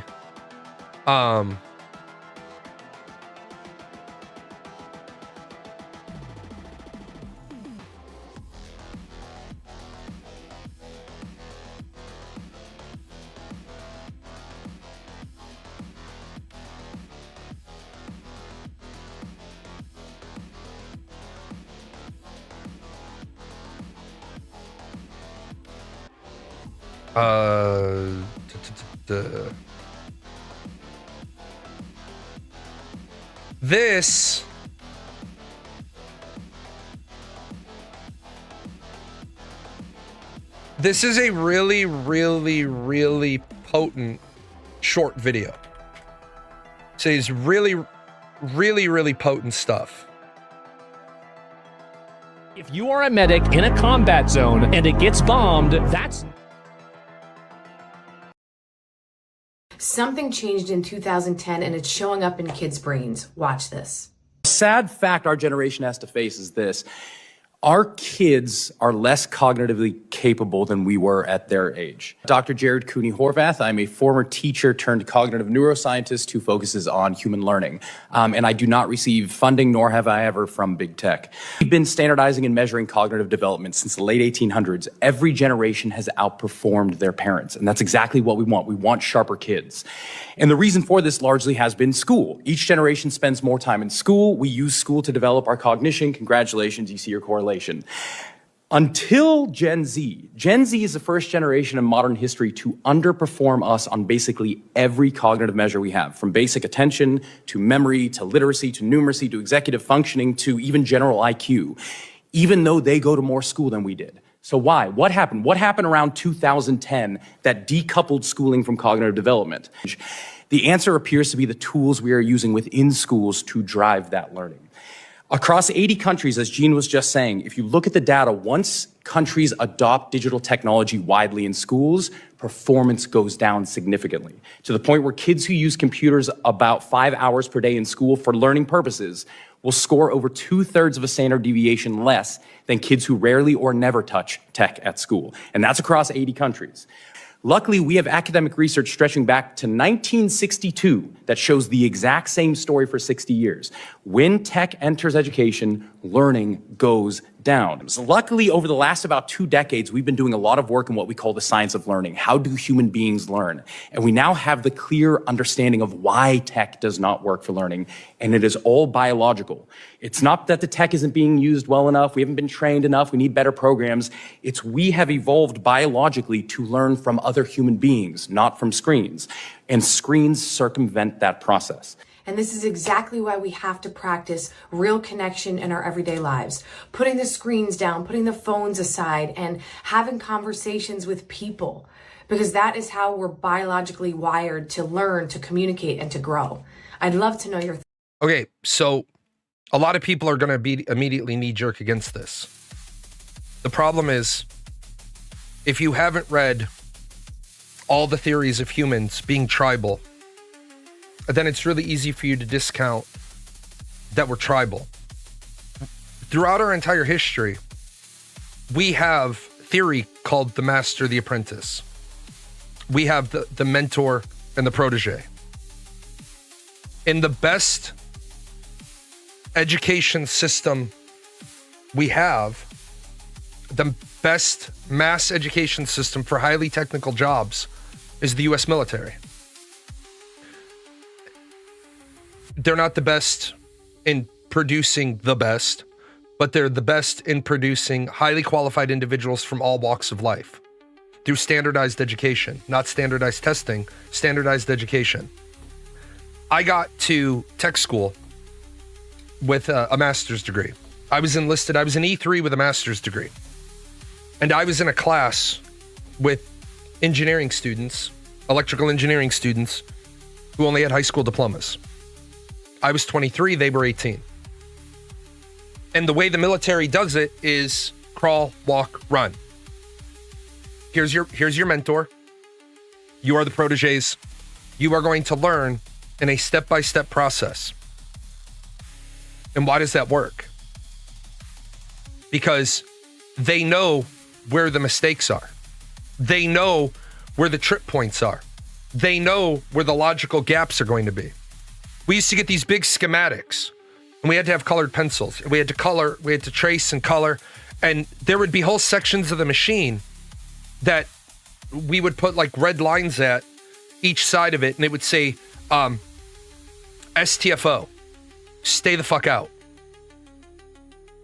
You'd be following a line on a circuit board, and you would get like a voltage of negative 0.67 here, and then you would be told to draw a big box here, and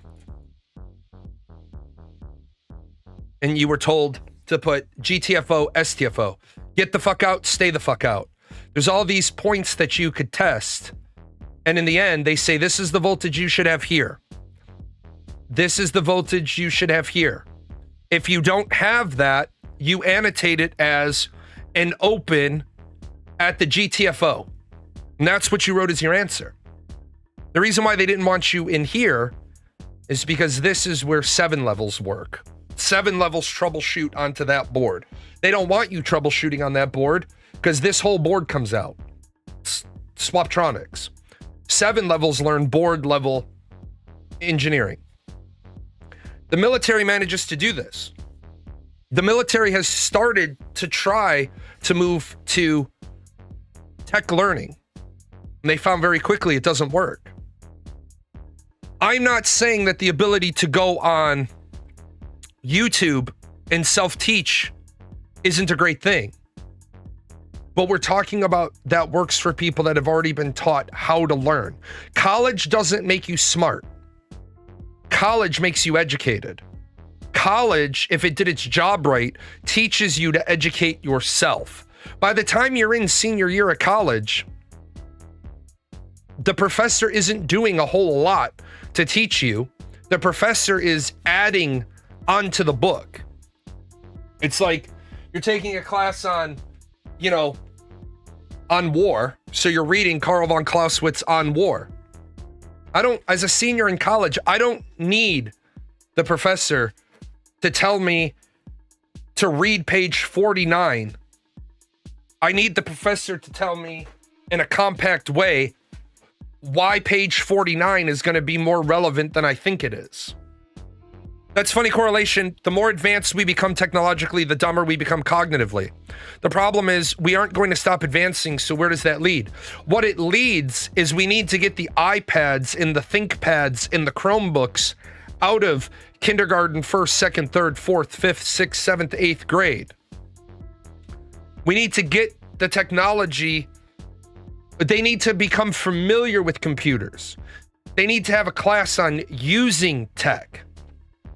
But as I said, my local school, they learn their math through Khan Academy.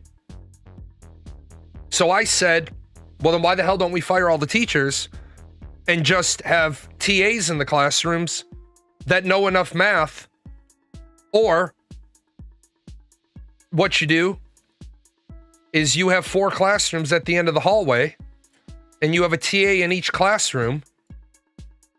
And then you have 1 teacher assigned who goes into the classrooms as the kids have questions. That would be up to age 13. My daughter is 13. She's in 7th grade. But she just turned 13, so she's the old kid in the class because her birthday's in February. But we are born with the built-in capability to mimic around us. Infants cooing is them trying to say a word they heard over and over till they get it right. Right. We are hardwired to learn certain things through observation and replication. Why can some people cook and some people can't? Isn't cooking a universal skill? Shouldn't every character at character creation have cooking of 1 dot? Shit.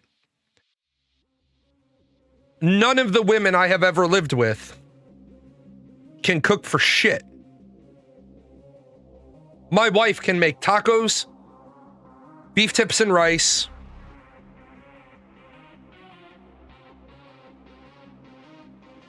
enchiladas, and spaghetti.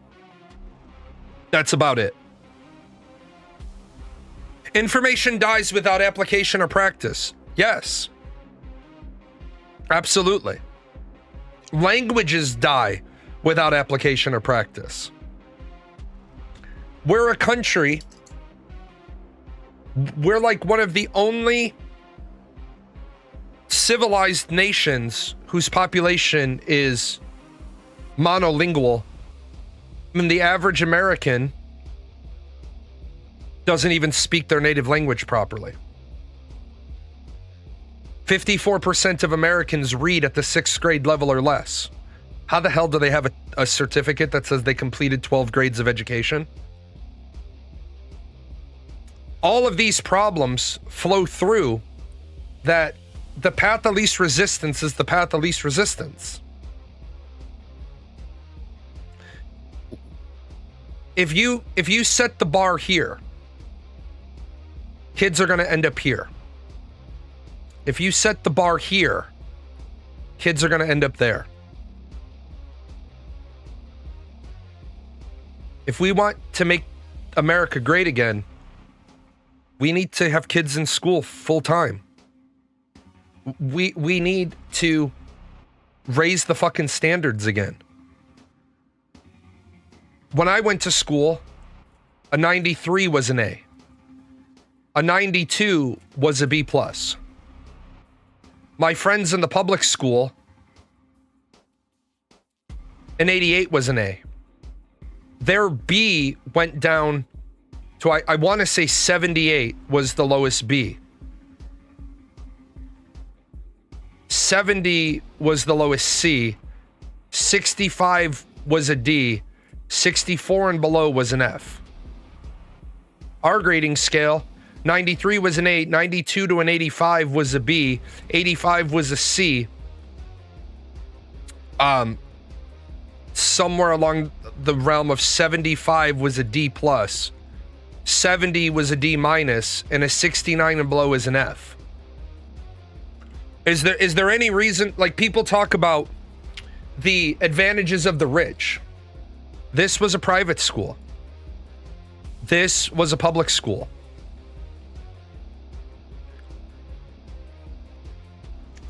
Let's see. And generations of poorly educated people are rearing children with that education. Right. Now, what's funny enough is I have a friend whose daughter is 16 and a high school graduate. I'm really proud of her. She's 16 and a high school graduate. I'm also really worried about the quality of education she got, because I know how hard it was to be in college at 16. And I don't think there's very many people that are ready for college at 16. Schools also need to teach more hands-on. Sitting for 4 to 5 hours a day is numbing to the nervous system. Get these kids more active and in nature. I don't agree with you. I think sitting for 4 hours isn't numbing. I think where the problem is that we have school days that are rapidly approaching 5 to 6 hours, and the kids aren't doing anything but sitting. You have a school day that starts at 8:40 and the kids get out at 3:15. What the fuck sort of school day is that? You still got to do a lunch in there somewhere. So we'll just bump that to 9:10, right? So these kids are in school for 6 hours and 5 minutes. You're trying to put reading, writing, arithmetic, and PE, music, art, enrichment into a 6 hour and 5 minute day? The fuck? All the educational research tells us that kids shouldn't be going to school before 9 o'clock in the morning. All the educational research, all of it, says adolescents of the high school age do not function cognitively until about 9 o'clock in the morning. But we won't change the school day because society would have to actually decide that children are the most important thing that we have. Now, the kids could get picked up at 7:30, dropped off at the school at 7:30, but they should have gym first period. And then they shower, then they go to breakfast, then they go to their first academic class at 9. Recent blow my mind moment was when conversation about Iran placing mines in the Strait. Somebody didn't understand how mine was related to the conversation about ordnance. Yep.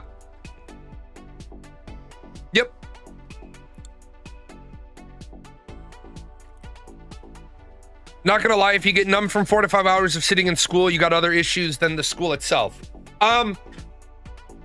If you get mind numbed after 4 to 5 hours, you probably do have something other issues with you. That is true. I think a big problem is America refuses to adapt its education. We are a factory system that produces kidgets. We want every kid. Our schools are designed that we get a kidling into kindergarten. They go in and they go through a whole series of transformation. And then when they come out, they all are universally educated in the same, to a minimum standard. The problem is, we put all the 12 and 13-year-olds in 7th grade. We put all the 13 and 14-year-olds in the 8th grade. Well, the Montessori method puts you in, you got science, math, reading, writing,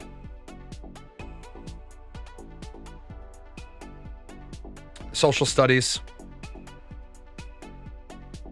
If you're in a Montessori school and you're age 13, my daughter would be in the 18-year-old class for reading. She'd be in the 11-year-old class for math. She'd probably be right around the 13, 14-year-old class for science. She would probably, no shit, be in the 8-year-old class for writing because her fucking penmanship is atrocious. And she'd probably be in like the 16, 17-year-old class for social studies.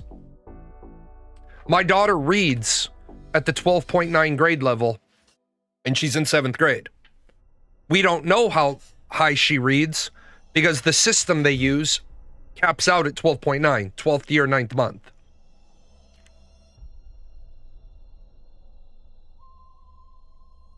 Sit on the ground with hips open, the spine will vertically supported by the muscles and not the chair, but this is a whole nother topic. So, truthfully, that works for singletons. That's not a universal. There are some people that can be told to go into a room, sit in a chair, they learn fine.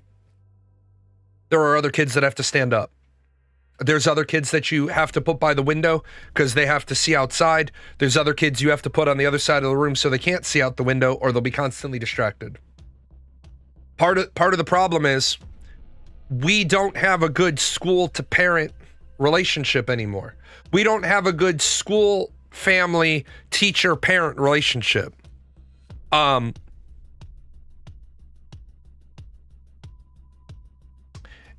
It shouldn't be a matter of the parents going to the school yelling. If a parent goes to the school and yells at the teacher, the parent should be immediately removed from the school because no teacher should ever have to answer to a raised voiced parent. Period. Dot. If we're going to pass laws where you can be arrested inside hospitals for verbally abusing the medical staff, then that law should apply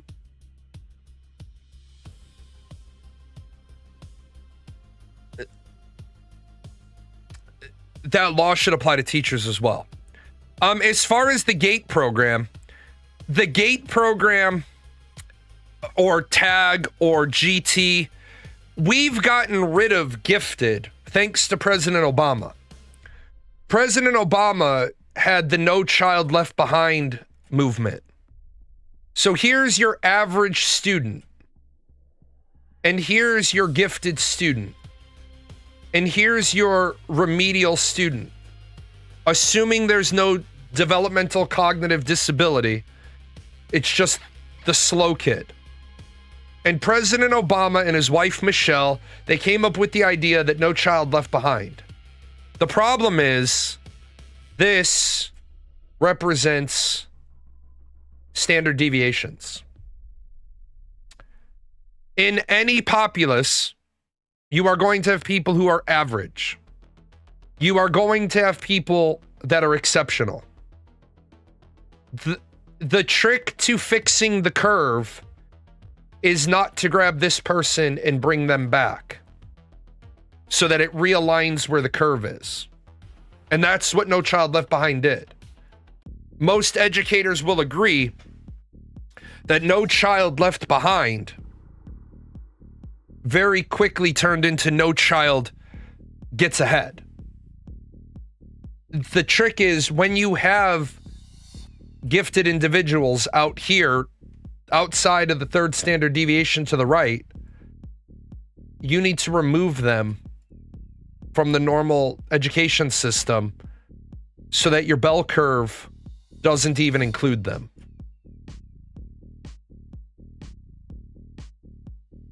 Yeah, the guy that had to be told to swallow, not to choke on his drool in your class, held a lot of you back. And that's where the problem comes in. Now, I'm not saying this because I don't like kids. I'm saying this because I did an awful lot of work in special education. Inclusion is a great idea for the kids that can handle inclusion without an aide. But the moment you need to bring a student aide into my class, that student shouldn't be in my normal class because that student isn't normal. That student has deficiencies, regardless of what the deficiencies are. Right? We have this problem that we don't want to address certain things. We have a kid has to wear a colonoscopy bag. That kid has no developmental defect. He's got a physical disability. That kid should automatically be assigned the seat closest to the door. That kid should be assigned to the teacher closest to the bathroom. That kid should have a red pass that allows them to just hold that up, walk out the door. Because you don't want to hear from the kid. You don't want that kid to constantly have to explain to himself why he needs to go to the bathroom. Well, he feels his bag is off. He needs to adjust his bag. Fuck, man. Go do your thing. You got a kid who needs an aide.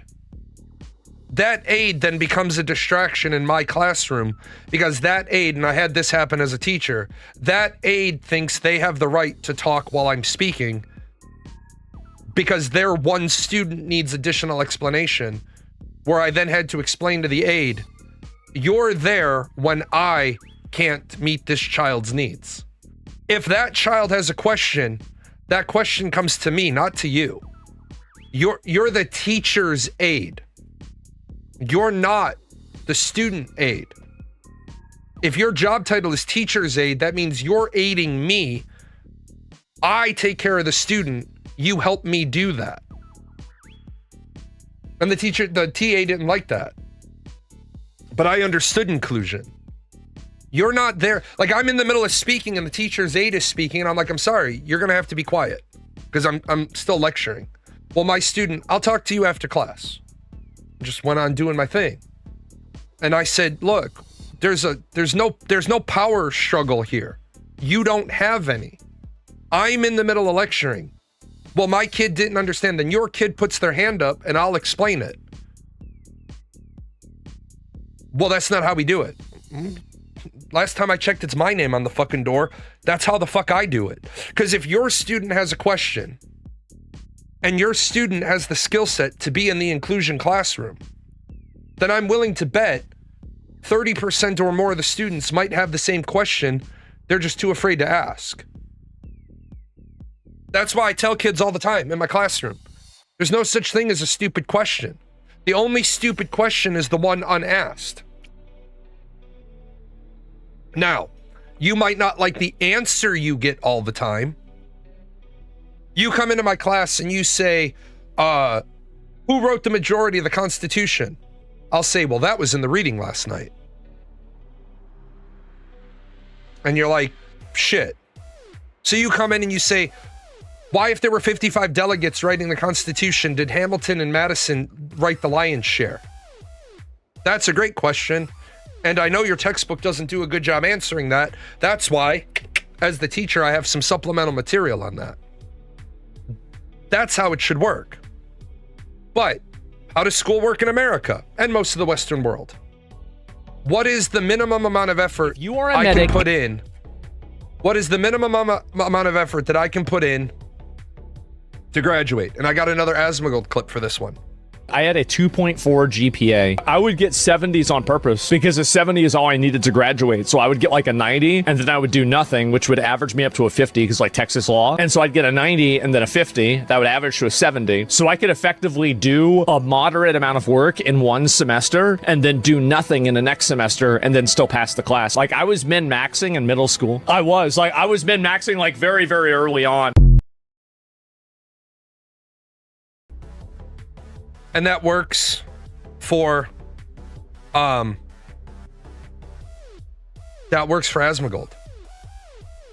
because he's a millionaire. He's a multimillionaire. But that's where our problem with education is. Unless you're going to grow up, you have a 2 anything GPA. A 2 anything GPA. I graduated high school with a 2.7 GPA. Your resume is in the fuck off pile. Why? Because if you have a 2.7 in high school, you didn't give a shit. You didn't give a shit about you. You didn't give a shit about your future. So why should I take a risk on you? And this is what makes me the big bad corpo, the big bad guy. If I own a business and I have 100 applications for 2 jobs, why the fuck am I going to waste my time on somebody that they put down, they have a 2.7 GPA in high school? Unless every other application is a 2.6.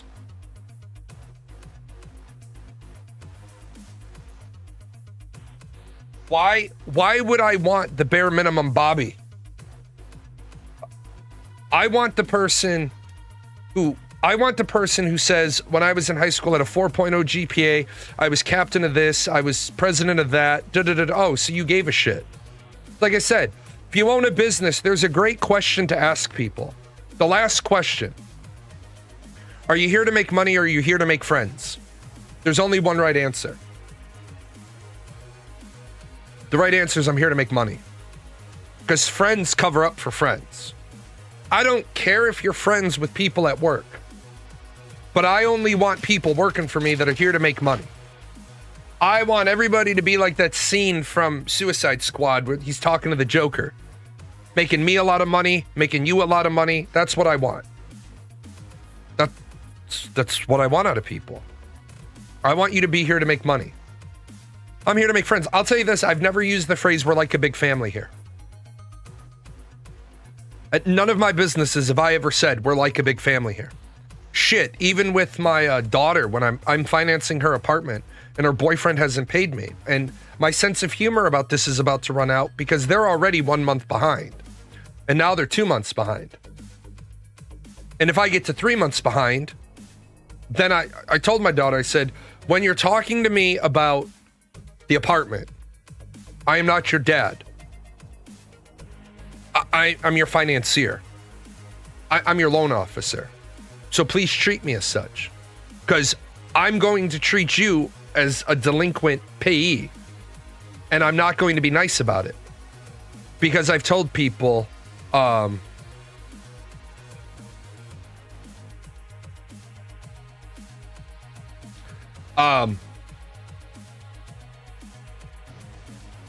yeah, like a family, if I was to run my family, people might run away from my business. Right, exactly. Most families are more dysfunctional than businesses. Yeah. I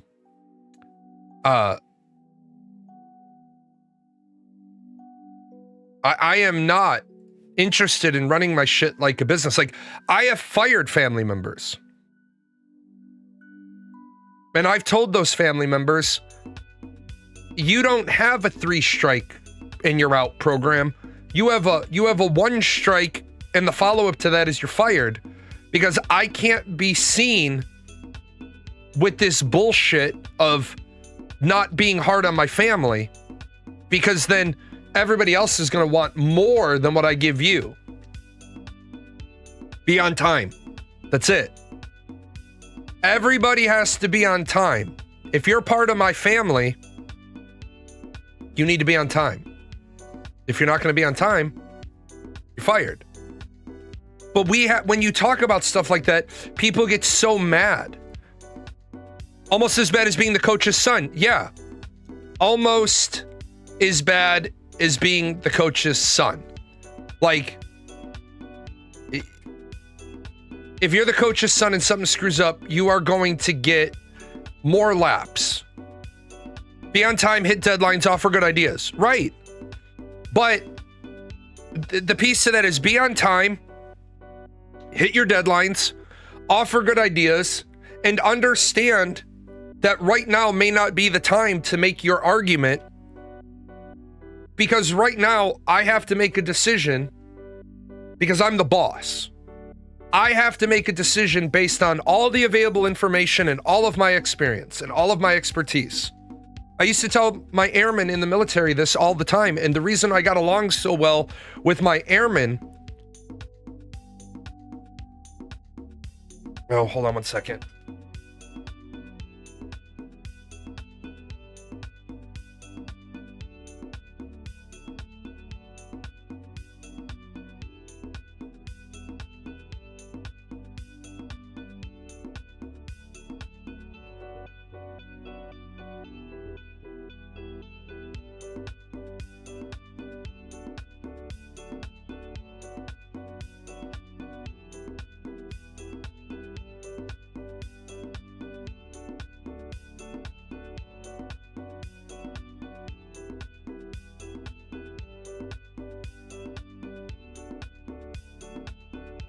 Sorry, had something to do with my medical stuff.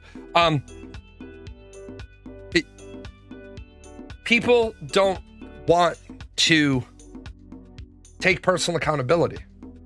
I used to tell my airmen, I was one of you. And I always gave them the truth so they know the path existed. I said, look, I came into the military as an E3 with a master's degree, 2 bachelor's degrees. The military paid for my degree in electrical engineering. I got promoted to staff. I got promoted to tech. I had a line for a master. I went to OTS. I said, I will tell you the same thing I was told. You're the new generation. You're not brought up to this as the way it's always been. There's going to be a time and a place to give feedback. But if you want recognition, you have to own the responsibility of that feedback.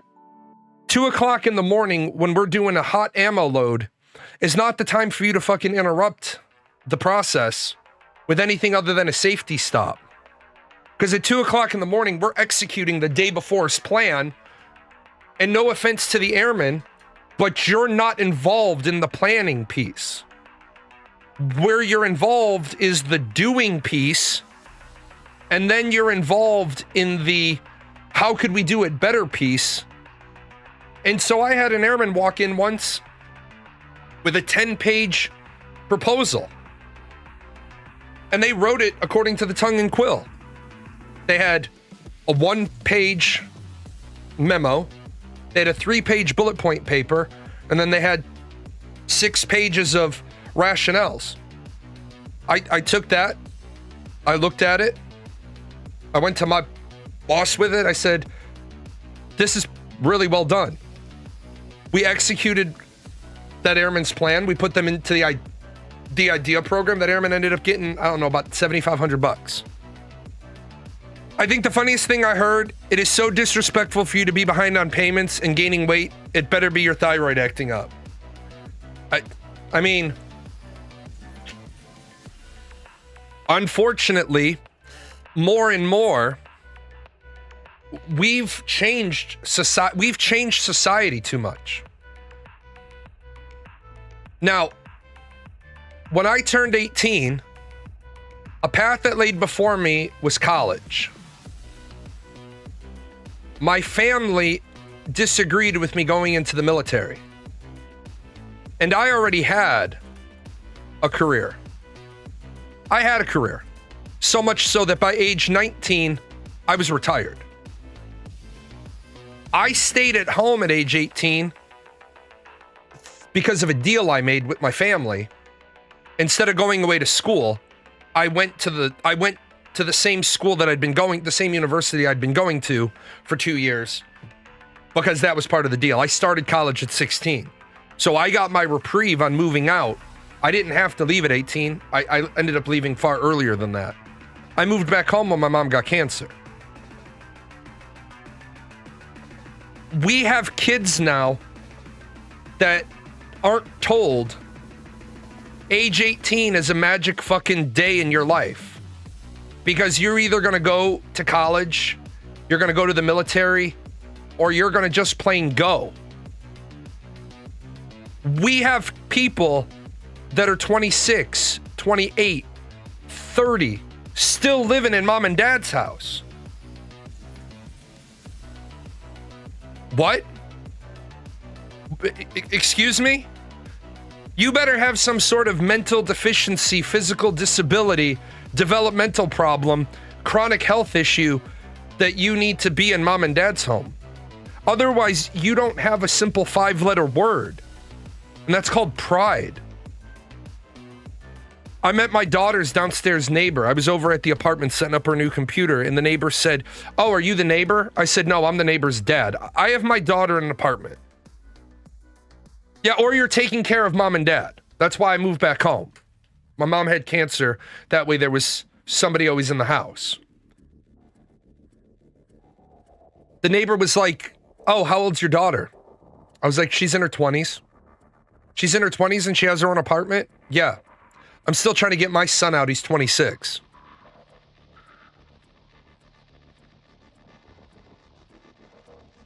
Without knowing the woman's story, I'm putting the chips on the betting line that she didn't raise her kid to have any ambition.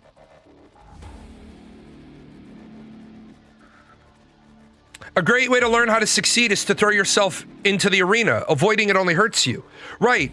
As Beth Dutton said, you work hard, you fail, you learn. You fail again, you learn again. Would you equate living with mom and dad to living with siblings? Living with siblings works if you're living with the sibling and the sibling isn't taking care of you. I know some people, they move in with older brother, older sister, while they're trying to make things work, but they're not paying their half. They're not paying their fair share. And I think there's always a time and a reason to go back home. I'm not saying there's never a reason, but the default should be at 18, 3 months after I graduated high school, I'm out on my own. Get 3 months, because if you're not going to college and you're not going to the military, then 3 months working full time,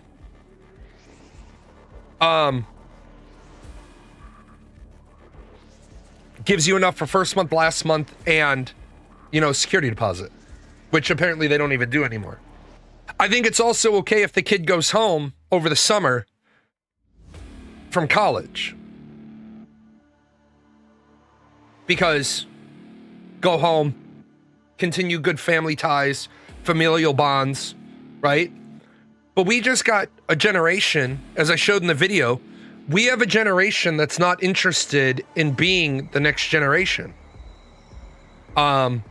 We have a generation that I've watched people make the argument of, I didn't ask to be born. What the fuck kind of logic is that? You didn't ask to be born. I guess the moral is to take care of self, No, the moral isn't don't rely on others. The moral is hit the ground running. understand that if your parents moved in with you for a time. If my dad needed to move in with me, my dad's 83 years old. I would take my dad in because I love my father. I don't like my father, but I love my father. If my wife passed away, like say I lost my wife and my kids in a plane crash, they'll be on a plane in May, I'll be driving. Say the plane crashes. I would probably move in with my dad for a few weeks because I'd be an emotional wreck if I lost my wife and two of my daughters. I'd be an emotional wreck. My dad probably wouldn't even be able to take care of me. My dad would probably have to be like, we're going to put you in a facility for a bit. And then in the facility, they would say, would you like your bananas through a straw now? If I lost my kids, I'd be a fucking wreck. Now, if I only lost my wife, this might sound cold, this might sound harsh, this might sound heartless. If I only lost my wife, I would be fine for 5 years. Because for the next 5 years, I have one more kid to get to 18. Failure's not an option there. I have to be okay. You're on Team Jalan, but you see their perspective. I see their perspective. I do. I do see it. But we got here through a game of inches. We lowered the standard and lowered the standard and lowered the standard and lowered the standards. We allow the narrative to be controlled by people who want to blame everybody else. It's not my fault because big corporate takes profit sharing. Yeah, guess what? They did that in my generation. They did that in the generation before mine. They did it in the generation before that. And the courts ruled corporations have to take care of the shareholders. Do I think that's bullshit? Yes, I do. I don't think shares of a company should be valued at more than the valuation of the company. I don't think future speculation should be allowed in the stock market. But there's no way to control it. A lot of people said, oh, raising the minimum wage. Yeah, we've created a society of victims. A lot of people said if we raise the minimum wage, then that would fix all our problems. Which generation would I say is at fault for allowing it to get where it's at? None of them.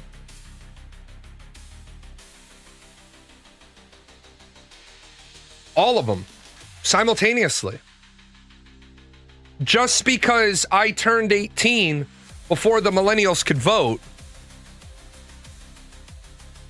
doesn't mean I inherit the problem, but it also doesn't mean I get to say this isn't my problem. I'm part of a society. This is part of my problem. I'll give you an example. I'll give you an example of the victim mentality that we got going on. I have a friend, I told you about her. She's got 4 kids. Husband's a piece of shit. There was a quadplex up for sale. I was going to buy this unit. And this unit was listed at $70,000. And I did all the math, and I did this fucking math while I was on vacation. She's talking about getting evicted again. I did all the math in my head, the valuation, and I said, I'm going to buy this unit for, it's a 4-bedroom, so she'll get a room, her son will get a room, the oldest daughter will get a room, the 2 younger kids have to share a room. And then the boy will be gone in like 5 years anyway. I said, I'm going to buy this unit. Unfortunately, it went off the market, and it got repriced at $90,000, and I don't have that easily accessible liquid. I said, look, I can't do it for you. But what I can do for you is there's a 3-bedroom trailer and it's $52,000. It's a nice trailer. It's not like a piece of shit trailer, and it's not in a trailer park. It's on a piece of land. I said, it's $52,000. It's a 3-bedroom trailer. I could have you in that by the end of the month. So definitely by the end of the school year. She literally said, I don't want to live in a trailer. You're paying $1,300 a month in rent. And you don't want to live in a trailer. But you want to keep facing eviction. Look, I don't have liquidity to buy you a $300,000 house in the neighborhood I live in. I have wealth in assets, not liquidity. I could finance a house, but you're the one that doesn't you're the one that has $10 in your fucking bank account and you have a hard time paying your bills. And the moment you know I'm your landlord, I'm not going to get my rent all the time, and I'm not going to have you fuck up my future plans. But you're the broke ass who just got offered a place that you know you won't get evicted. I'm finally giving you roots. Yeah, it's quite interesting the level of pride people have when they aren't in a position to be prideful. When I was at my lowest, I was living in an apartment. I was laying in the bed. It was my apartment. I had no roommates. I'm laying in bed. One of my walls was a glass block wall. I didn't like it. My bedroom wall was a glass block wall. It was this bullshit way that they had turned a studio into a one bedroom to charge more money. As I'm sitting there, I lived in such a shitty neighborhood. Guy walks into my apartment. So I grab the gun out of the fucking nightstand. I walk out and I'm like, excuse me. He turns around and he's like, oh shit. Then he sees the gun and he's like, oh shit. And I was like, here's the deal, man. I ain't even gonna call the cops. Did you pick up any of my shit on the way? He's like, I was just coming in here to steal your TV. It's like, here's the deal. I ain't gonna hem you up. You tell everybody my apartment's off limits. And his first response is, well, why would I do that? Okay, second option. I'm gonna put 2 in your fucking chest, 1 in your fucking head. And then when all the cops are here, they're all gonna know my apartment is off limits. Yeah, so I don't shoot you dead, dumbass. The problem is, we live in a world that sucks. But everybody wants to just blame the rich people. Because they don't understand Elon Musk doesn't have $748 billion. Bernie Sanders wants to tax him on unrealized gains. Bernie, all you have to do, you don't need to tax the billionaires to make the system fair. All you have to do is tell any FDIC insured financial institution that they cannot give loans against capital gains. But here's the piece that people don't understand. A bank gives Elon an $11 billion loan against his Tesla stock. Elon has to pay the bank back in cash plus interest. The bank has the shares of stock as collateral, so if Elon defaults, the bank has $17 billion worth of stock against an $11 billion loan, because when it sells, when it hits the threshold they have to sell, Elon has to sell $17 billion worth of stock, so he has the money for capital gains against what he owes. But people are like, Elon shouldn't be able to do that. Why? The bank makes interest. People talk about the rich have too much money.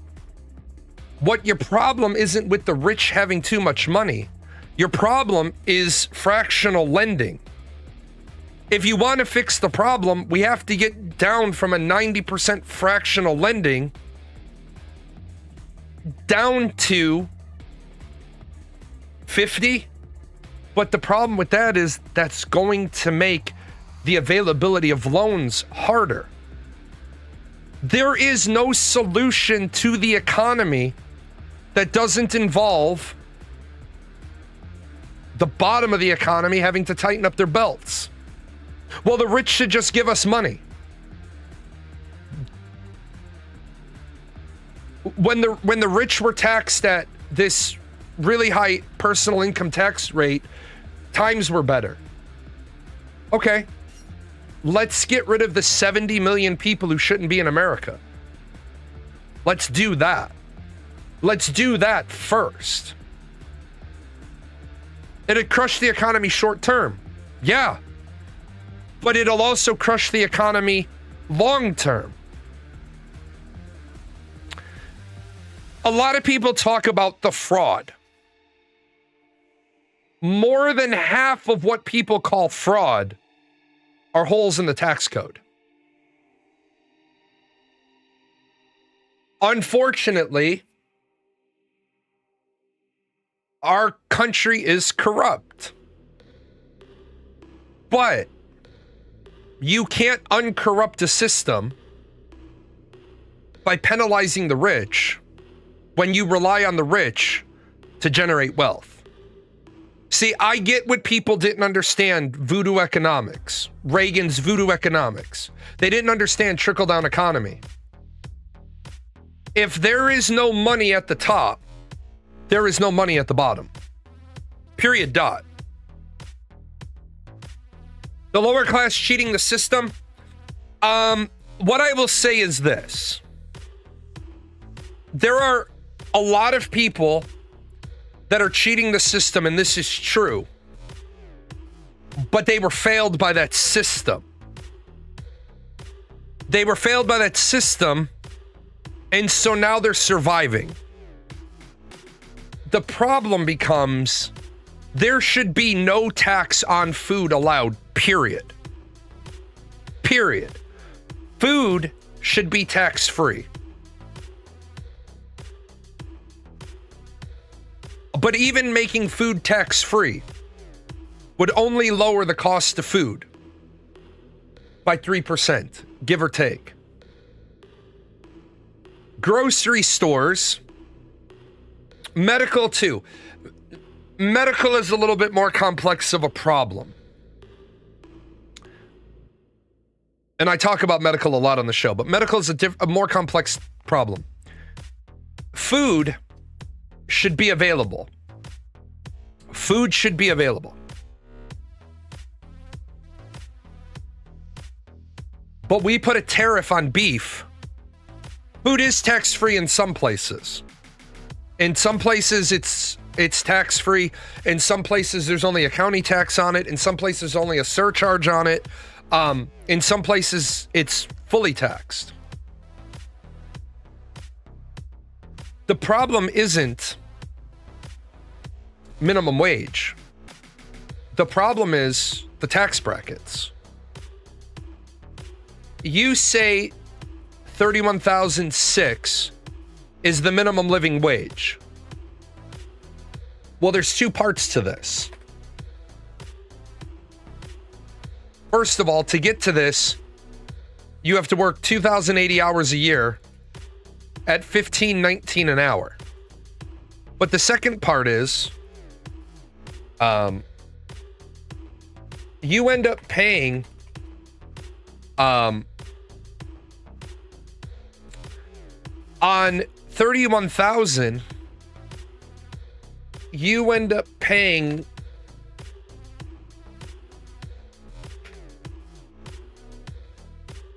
what's the standard deduction?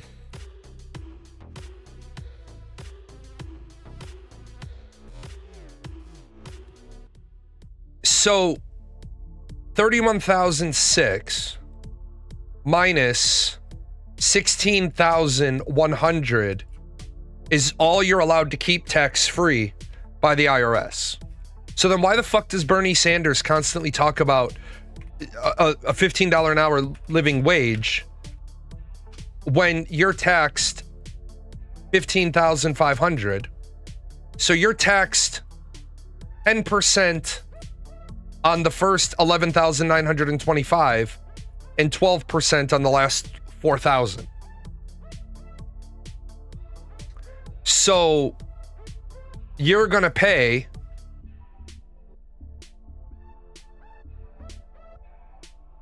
approximately minus, damn it, 15,550 minus 11,925. So you're going to have $3,625 that you pay 12% tax on. And then you're going to have $11,925 you pay 10% tax on. So if you're getting paid, according to Bernie Sanders, is what you should get paid, you still have a tax bill of approximately $1,500. $1,600. Well, how the fuck does he then make the rationale that 31.6 is the living wage when you know that you pay 16.25 or 16.27 in taxes? So you literally have Bernie Sanders constantly talking about how to solve the economy when Bernie Sanders doesn't have the first fucking clue at where they how to solve the economy. You have the amount of entitlement people has gone through the roof. Where I live, students complain why they can't afford to live alone in the city center. Right, I'll be right back.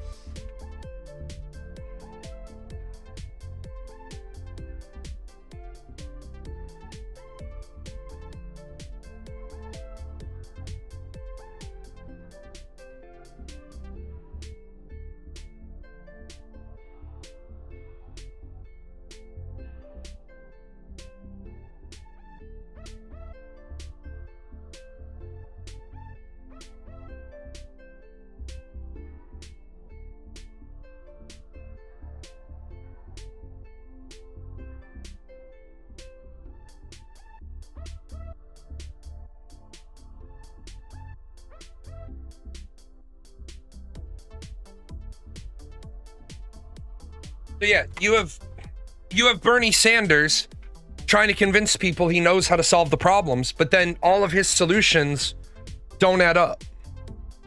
His answers aren't answers at all. Let's see.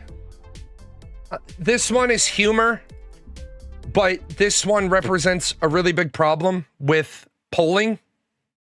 Have the results today from a poll asking, is immigration a problem in the UK? 27% say yes, and the remaining 73% said la mushkila ala al-itlaq. We have this big problem where we're doing surveys on stuff, and we're posting these big results. 56% of Americans are against the war in Iran.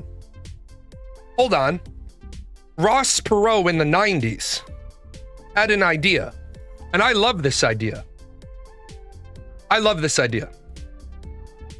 We're a democracy, but we never hear from the majority. We hear from a plurality. I would like to live in a world where every day in America, your phone gets a message and you get one question a day from the federal government. The state can do one. Your local government can do one. That's it. I would like every single day for every cell phone, before you can open it and look at your porn or your little animal or whatever the fuck it is you use your phone for, other than educational purposes, if it asks the question. Every phone in America at 6 p.m. Eastern time gets asked the question, should we bomb Iran? No. Is Iran a threat to the United States? No. Yes. Because that way, we would identify two things: public opinion and why we're not educating our own populace through bad media. Is Iran a threat to the U.S.? Yes. Not to Israel, to the U.S. Yes. Well, if we took all of our bases out of the Middle East, they wouldn't be a threat to us. Why do you think our bases are there in the first place? Because our interest is in Saudi Arabian oil, in Oman oil, or Oman gas, and UAE oil. We're there because it serves our interests. Do I agree with the philosophy of let's pack up all the foreign military bases? Let's bring all the American soldiers home, all the American sailors home, all the American airmen home. The Marines are all the Marines home. Why do we have to have embassies and consulates in all these countries? Let's bring everybody home. Let's stop spending all that money. Let's lower the tax burden. If Israel wants to rent a carrier strike group, they can write us a check. Hey, This is the number for 1-800 Department of War. We would like to rent 2 carrier strike groups. Okay. We are going to need a deposit of $400 billion. Our operational costs are $2 billion a day. I hate living in a country where kids are hungry. I hate, let me say this very, very clearly so people understand. I raise money for Extra Life every year. I raise money for Extra Life. There we go. I raise money every single year for Extra Life. Now, we haven't done any advertising campaigns yet. I have to, I'm behind on some work. I will be filing the taxes and then putting the $252.64 or whatever into Extra Life, right? I hate that Extra Life exists. I hate that Extra Life exists. Every child in America, every American child should have access to free healthcare. Period. Because I don't give a shit how bad mom and dad screwed up. I don't care how bad mom and dad screwed up. That child cannot go get a job and earn money to go get health insurance and see a doctor. A couple of weekends ago, I was sitting here, and my friend with the 4 kids, she's already into me for like $125. What's another 25, right? She messaged me that her daughter had influenza. Her daughter had tested positive for influenza. Now, there is a difference between a kid having influenza and a kid having a cold. The kid has influenza. The dad got mad that the kids are too damn expensive and he just left.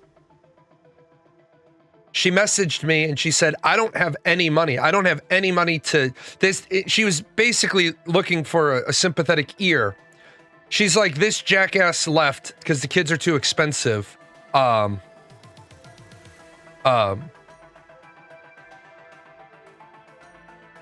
she's like, I don't have money to buy acetaminophen. And she was just venting.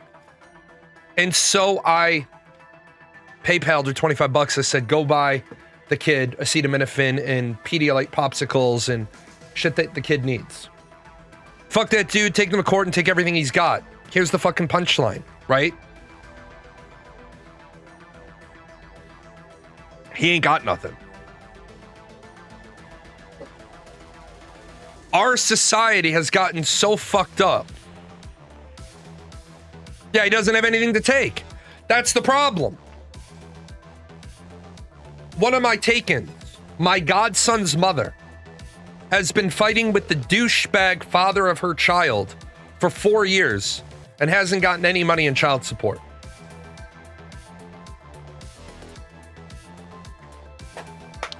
Ladies and gentlemen,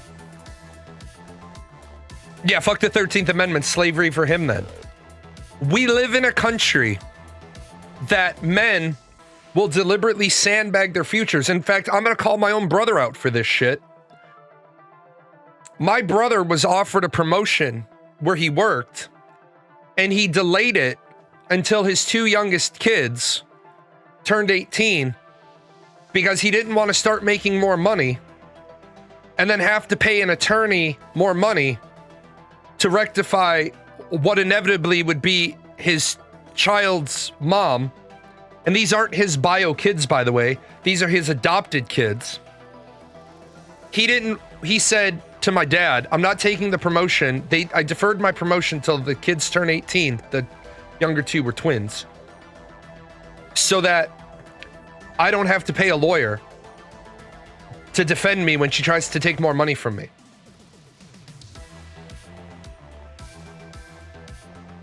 What? What? Child support is a percentage there, son.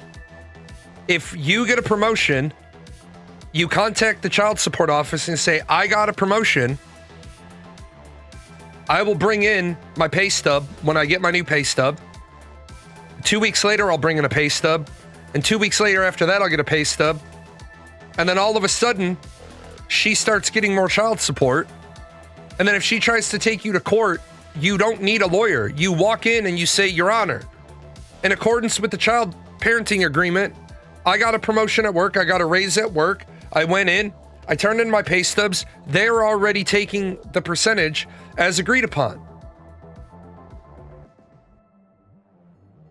Women have to stop having kids with bustas. Men have to stop siring children and not taking care of them. Deadbeat dads, I'm thinking a little snippy, but not of the inside. I'm thinking a little snippy, like eunuch, high voice. People, you don't take care of your kids, they should publicly castrate you. Jay, I can't believe you said that. That's so immoral. We're not a barbaric Islamic country. No, I'm a barbaric pagan. You sire children you have no intention of taking care of, right into town square. We'll see you on Friday. We're gonna smash your nuts with a rock until it falls off. Or you can pay and we'll do it surgically. That's what's wrong with our society. You've got good men taken advantage by shitty women, and those good men pay their child support every month, never get in another relationship. They get a dog and a fishing boat, and they spend the rest of their life alone. You got good women that give up their careers to stay at home, but they married a dirtbag. Fathers should be fathers. However, women initiate approximately 69 to 75% of all divorces, a trend that has remained consistent. That is true. That is true. I also think, right? You can hate me for it. Number one, I think every child born, there should have to be a paternity test.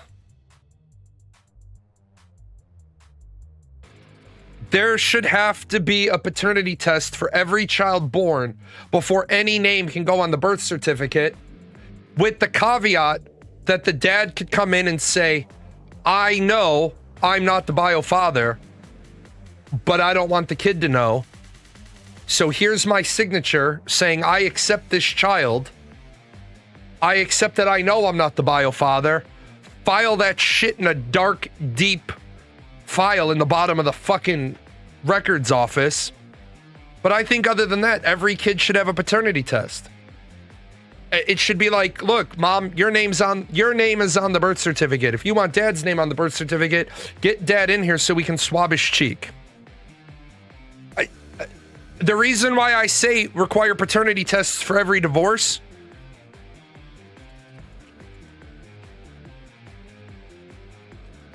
you absolutely could.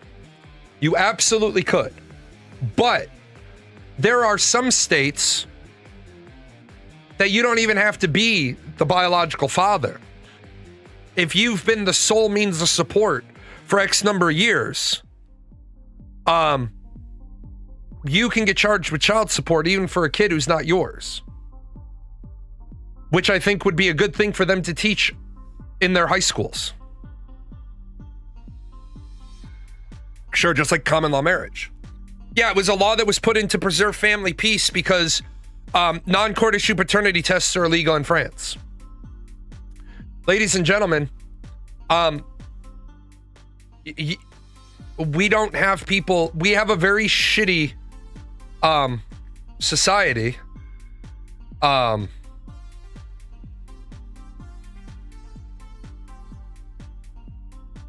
Where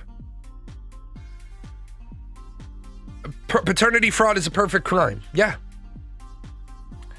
You also have situations where the husband didn't have a paternity test done before the divorce, pays child support for like 10 years, then has a paternity test, and the judge is like, well, I have no choice. I also think this is bullshit, right?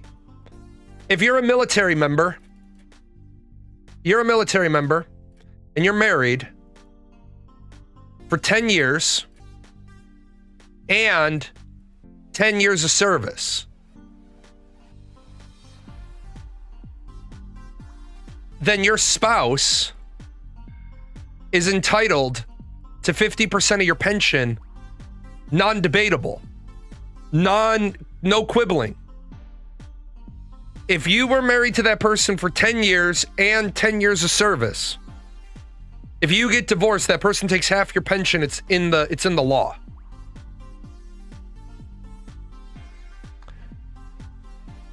My wife's uncle divorced his spouse. She takes 50% of his pension. She's been in a long-term life partner relationship for 20 plus years, but he doesn't get his pension back because if she remarried, he gets his pension back. That money is there to take care of the military spouse. Once she's remarried, she would give that up. She deliberately didn't get remarried so she could keep half his pension. But she's in a long-term life partner relationship. Donald Trump said not long ago, the Republicans must win the midterms or the Democrats are going to find something to impeach him for. Find? Dude, we don't have to go looking. There's a whole pile. Society, like earlier today, somebody was trying to gish gallop on a bunch of bullshit. I'm like, look, first of all, don't do that. You're throwing a bunch of irrelevant bullshit into the discussion. We need prison reform. Yeah. Is there anybody in America who would legitimately and honestly say we don't need prison reform? It doesn't matter which part of prison reform you want to go with. We need to deal with it so that people that are charged with crimes that aren't dangerous to society don't get stuck in jail without bail. I agree with you. But I think we need to look at, I think if you're charged with kidnapping, bail should be automatically denied. I also think that in order to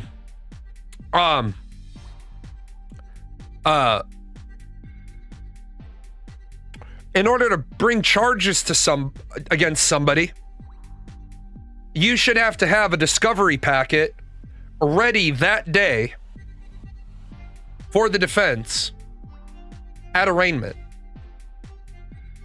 None of this bullshit of we have enough evidence to bring a charge, but the only thing we're giving you for discovery is the police report. I don't think the rules for court procedures in America are fair. I think the state should have to turn over evidence in discovery within 48 hours of obtaining the evidence.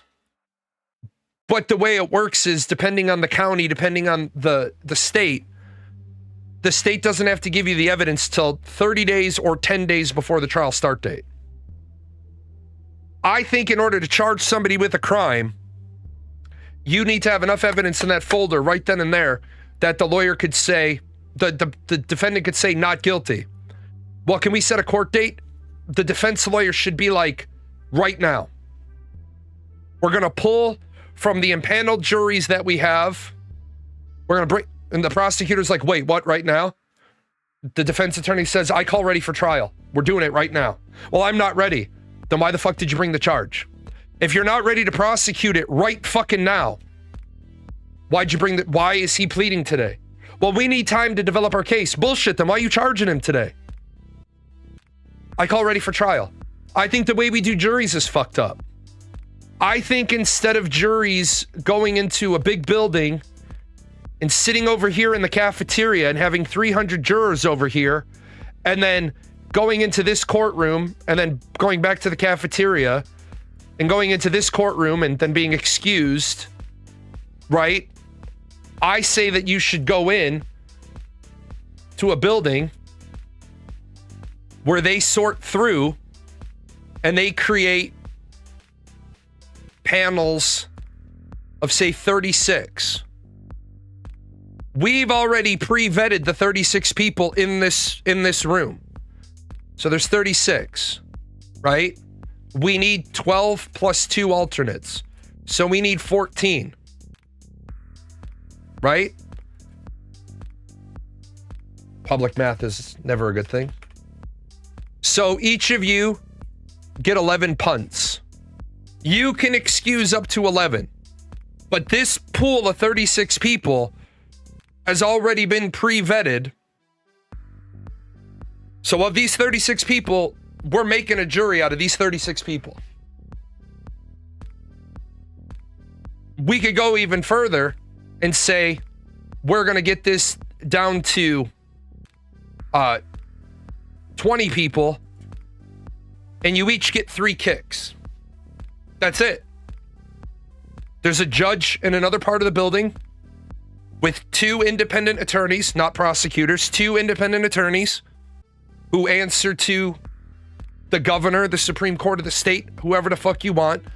And they get together and they get a pool of people and they say, okay, we're going to kick this person because of a felony. Yeah, I agree with that. We're going to kick this person because of this. Okay, I agree with that. This person says they have a health concern. Yeah, let's get rid of them. The 2 attorneys should be talking to each other and saying, we're eliminating these people, not knowing what case they're going to. We're just getting rid of bad jurors. We're getting like, this guy has emphysema. He's got to go. This lady has chemotherapy. She's got to go. Right? Just get rid of them. Instead, we have fucking cases where it takes 3 fucking weeks to impanel a jury. Shit, man, it's taken some court cases the first 2 weeks just as they get through the juror pool. We got to fix all of that shit, but we can't. How can we fix that shit if we still have such an ignorant, uneducated population? And again, remember, ignorant isn't an insult. It's used as an insult. Ignorant just means uneducated. You're ignorant of the facts. You're unaware of the facts. Stephen Sharif is ignorant of how loans work. You can tell that because he took multiple 20% APR loans. He doesn't get to be mad because people call him ignorant about business. See what else we got.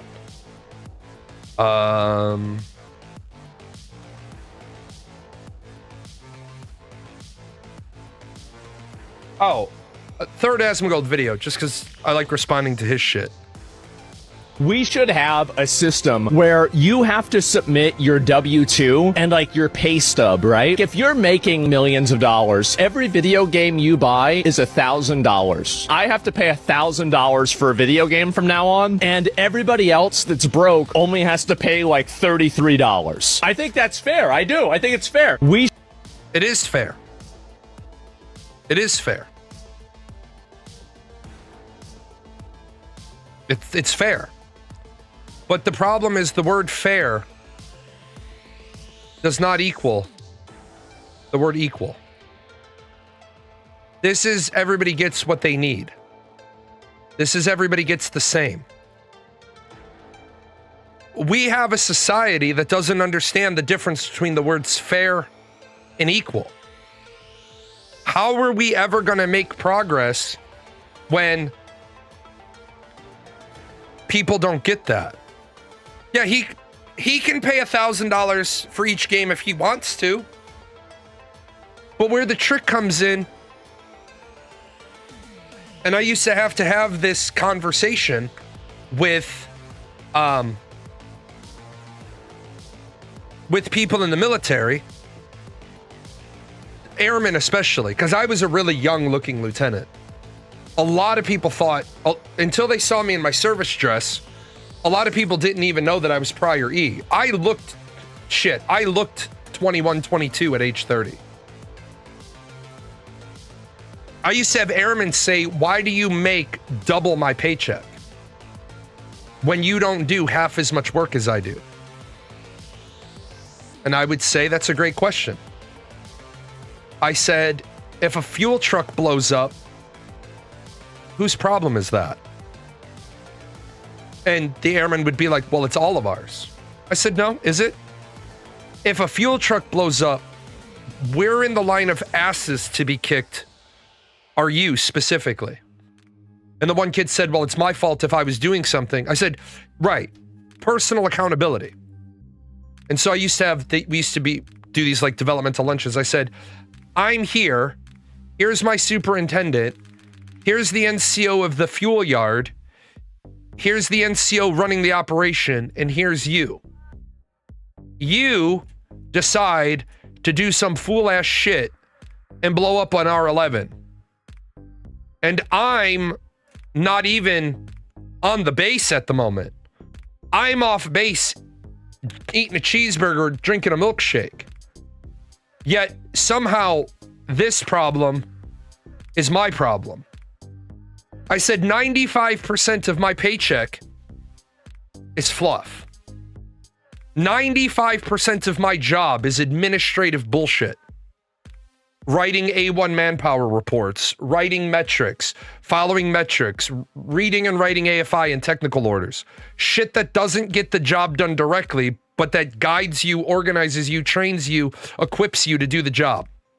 95% of my job is fluff, enabling you to do your job. 5% of my job is accountability for every single thing all the people between me and you do. That's why I get paid twice as much as you do. There's a lot of people like, well, I could do what you do. A lot of airmen over the years said, I could do what you can do. I might say, I could do what you could do. They said, you couldn't do what I do. You didn't go to my tech school. Okay. So I'd go into my office and I'd just grab whatever bullshit report I was working on. I'd put it in front of them and I'd say, finish the report then. And they'd open it and they'd be like, I don't even know what this is. Oh, so you can do my job because I didn't have any training, right? I just showed up off the street knowing how to do an A1 manpower variance. And they'd be like, well, no, somebody trained you. I said, yeah, and somebody trained you. They said, well, why is our pay so different? Because if a fuel truck blows up and it's not your fault, you go home tonight. And you come back tomorrow. And when you come back tomorrow, I'm still fucking here.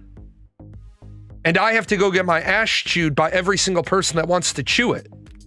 And yes, I will chew ass from me down to the ass burger who needs to get bid on, who fucked up. But that doesn't involve you. Then the one guy says, well, in that case, this is where one airman screws up and we all pay the price. You're right. But so do I. That's what people have a disconnect with. It's not fair that the rich guy makes all the money. Well, he doesn't make all the money. He pays you first. We need to shift. We need to have a shift in thinking so people stop thinking in equality and they start thinking in fairness. And that's where I think even after the revolution, why does a guy like me want there to be a revolution? Because I'm next. In the hierarchy, I'm next to move up. If you eliminate the top of the pyramid, you just create vertical mobility for me. I look enough like the bottom of the pyramid. I can walk the walk. I can talk the talk. I have the scars. You know, I did the hard work. But where people don't get it is, and I use this example, this owner puts $5 million into building a factory and he pays you $600 a week and you say, I don't like that because he makes $500,000 a year. And I say, yeah, he makes $500,000 a year as the owner of the plant because he has $5 million tied up into it and he buys all of the resources and it's his connections. It's his connections that do the business. But you have $0 tied up in this business. Like, this is where the Ashes of Creation example becomes really, really good. Steven had no money tied up in his company. He should have just shut the fuck up, let Robert Dawson do what he wanted because he had nothing to lose. He had no dog in the fight. Unless it's a communist revolution and you're going to Alaska. I'm not going to Alaska. The problem is the trickle down piece is working. Say Elon Musk decided to take and sell not sell, close Starlink, and close SpaceX, and close Tesla, and close Twitter.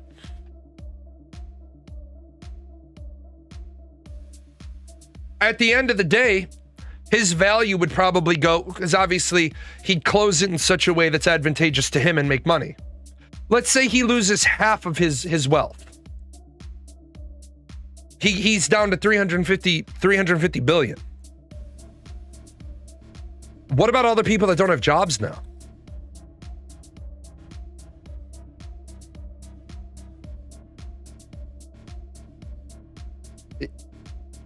People are mad that you have a super ultra rich guy, but that super ultra rich guy employs, I'm trying to get an accurate number, Elon Musk is one guy on the top of the pyramid, and people are mad that, I'm just going to call it 750 billion. People are mad that he has $750 billion. But Tesla employs 135,000 people. SpaceX employs 13,000. Twitter employs 2,800. XAI employs 1,200. Right? What people are mad about is they say he shouldn't have $750 billion. Okay. So he employs 150,000 people. What are the differences between the old robber barons and the billionaires in the US? There isn't one. Except the billionaires now are invested into the economy because money makes money. Think about 150,000 jobs disappearing. If he sold them, the market value would crater and massive layoffs would occur. If he outright closed them, he would probably lose 80% of his wealth because he would liquidate off things of value. But at the end of the day, those employees would now have jobs. Let's just say, for argument's sake, he ran all AI companies. Is he less valuable to society now? No. As long as he's employing people, he has value to society. You wake up in the morning. You go to a job where you are in a barter system, where you barter 8 hours of labor for $80. You're getting $10 an hour. You got up, you went to your job. People turn around and they say, I should be paid to commute to work. Why? Why should you get paid to commute to work? I need to buy your labor at the factory. I don't need to buy the labor at your house. Without the factory, you have zero value. You're commuting to me, right? You're commuting to me because me is where the press machine is that you translate your labor into resources. Now, am I a big proponent of work from home? Yes. If you can do your job from home, do your job from home. I think that works. But don't be surprised if you do your job from home and then you have a boss that wants to get into your business because of all the work from home scams. If I tell you your work from home metric is 8-hour day, you handle no less than 32 case files a day, that's a hell of a pace. That's 15 minutes on the clock for every case file. If you were in the office, you wouldn't be getting that much done. But I've taken all the office bullshit off of you. Work from home is great. It also means that you say to your boss, hey, I'm supposed to get off now, but I got 2 more case files to do. I'll bang those out before I'm done for the night. It also means if you're hella motivated, you might get all your case files done by noon, have 95%, 99% of the work done, and you're just closing one every 15 minutes. You're playing WoW, and you have a 15-minute timer going, and every 15 minutes you Alt-Tab and close a file because you did most of the work before noon. But then Grumpy Old Man brings up the counter to work from home.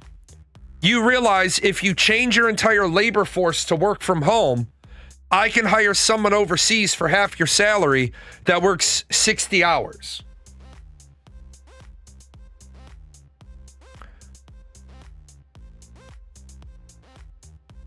I don't agree with that.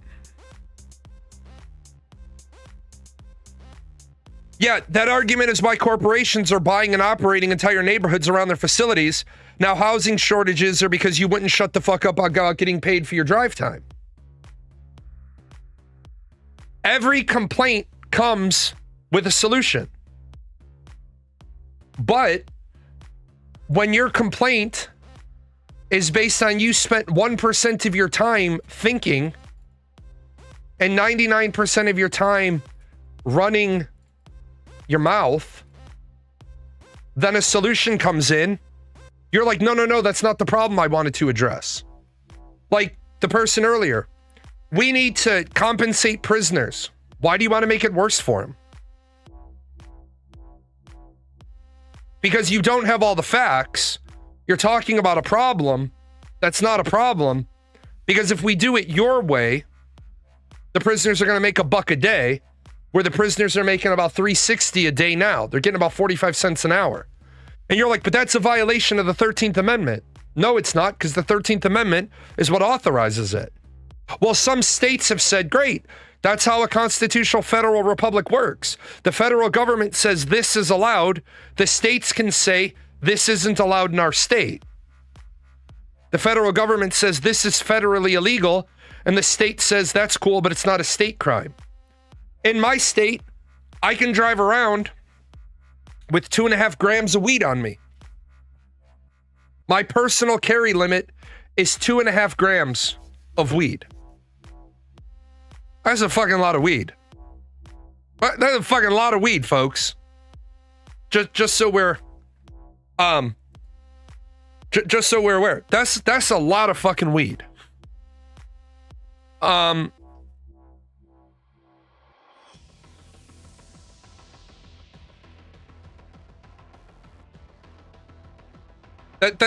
a fucking lot.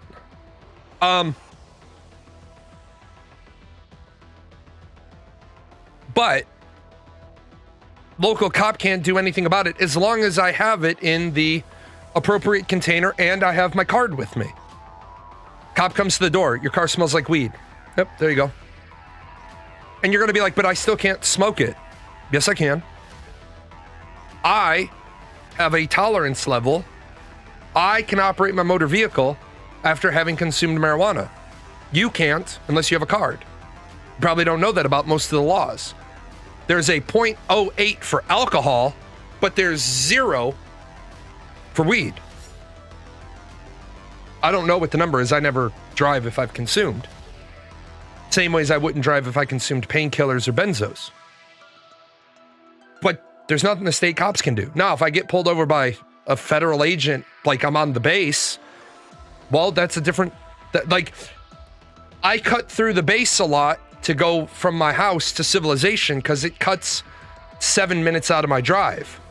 I definitely don't cut across the fucking base after I've just been to the dispensary because I'm not stupid and I know what the laws are. Working from home doesn't always mean working from home, just starting from home, but you still go into the field to do your work when necessary. Right, working from home doesn't always mean at home. Depends on the job.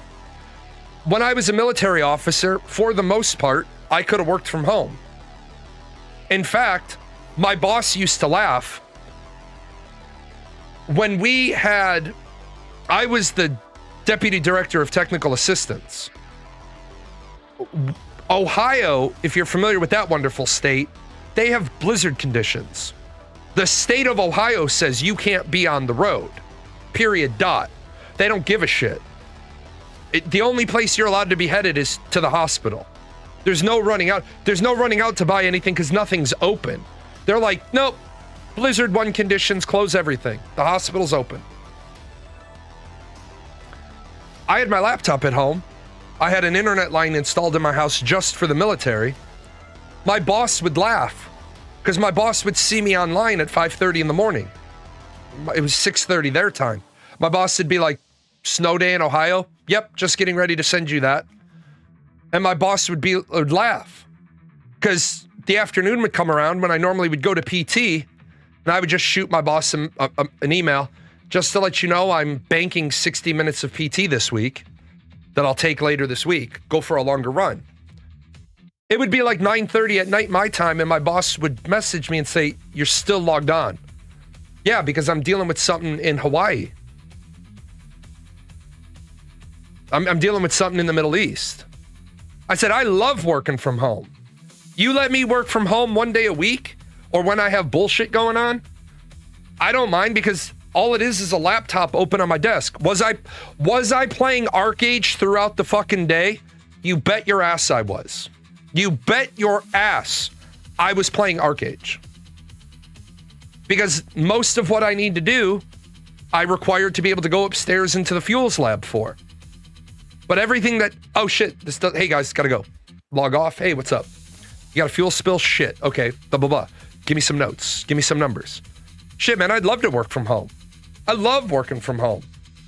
Shit gets done when I'm at home. We should have a system where you have...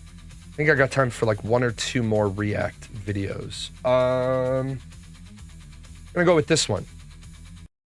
This right here is probably why Marco Rubio gets under the Democrats' skin. Mr. Secretary, a Turkish student in Boston was detained and handcuffed on the street by plainclothes agents. A year ago, she wrote an opinion piece about the Gaza war. Could you help us understand what the specific action she took led to her visa being revoked? Oh, we revoked her visa. It's an F1 visa, I believe. We revoked it, and here's why. And I'll say it again, I said it everywhere. If you apply for a visa to enter the United States and be a student, and you tell us that the reason why you're coming to the United States is not just because you want to write op-eds, but because you want to participate in movements that are involved in doing things like vandalizing universities, harassing students, taking over buildings, creating a ruckus, we're not going to give you a visa. If you lie to us and get a visa and then enter the United States and with that visa participate in that sort of activity, we're going to take away your visa. And once you've lost your visa, you're no longer legally in the United States, and we have a right, like every country in the world has a right, to remove you from our country. I don't know. Like, people, I don't like Rubio because his dismantling of the State Department was done in a really shitty manner. But I love his whole position on, we have every right to get rid of you. We have absolutely every right to say, peace the fuck out.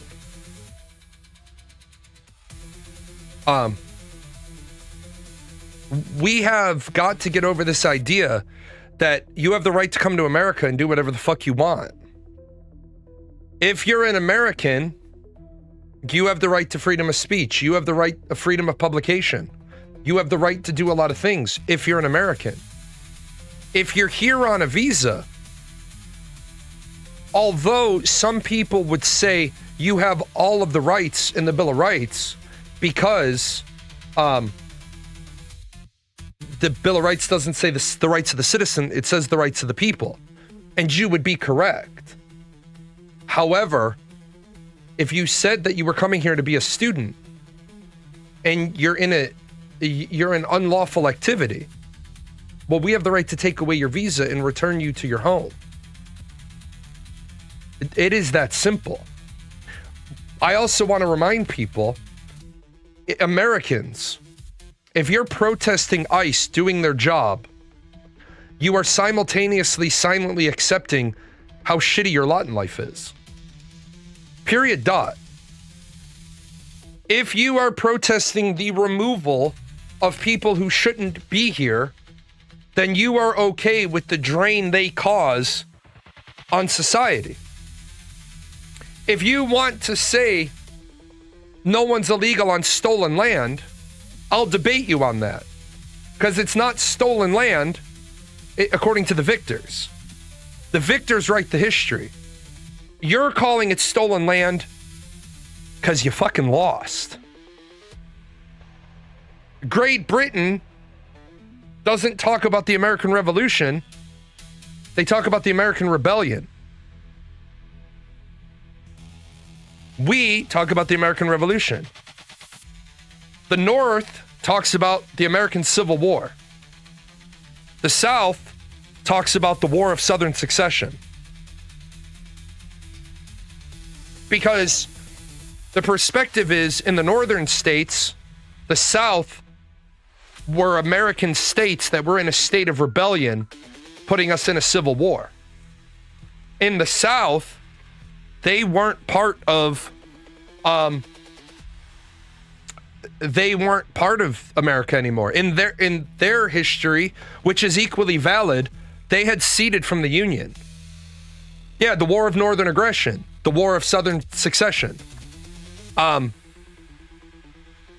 History is written by the victors. The losers should have fought harder. If you're okay with, if you want to fight for illegals to be in this country, then that's fine, but don't be a hypocrite.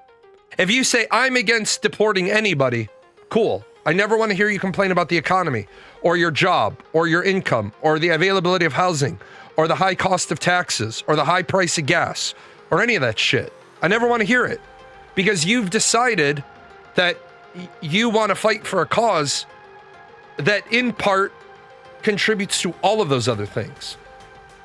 You have neighborhoods that are 15 to 25% immigrant. If all those people's visas expired and they're still here and they were all scooped up and left, landlords would be like, holy shit, I need to lower rent prices because I got to get my units filled. It's just that simple.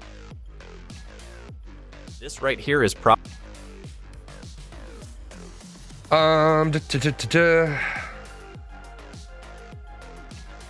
Bill Maher does it again, delivers a brilliant defense historically for Israel. Watch this.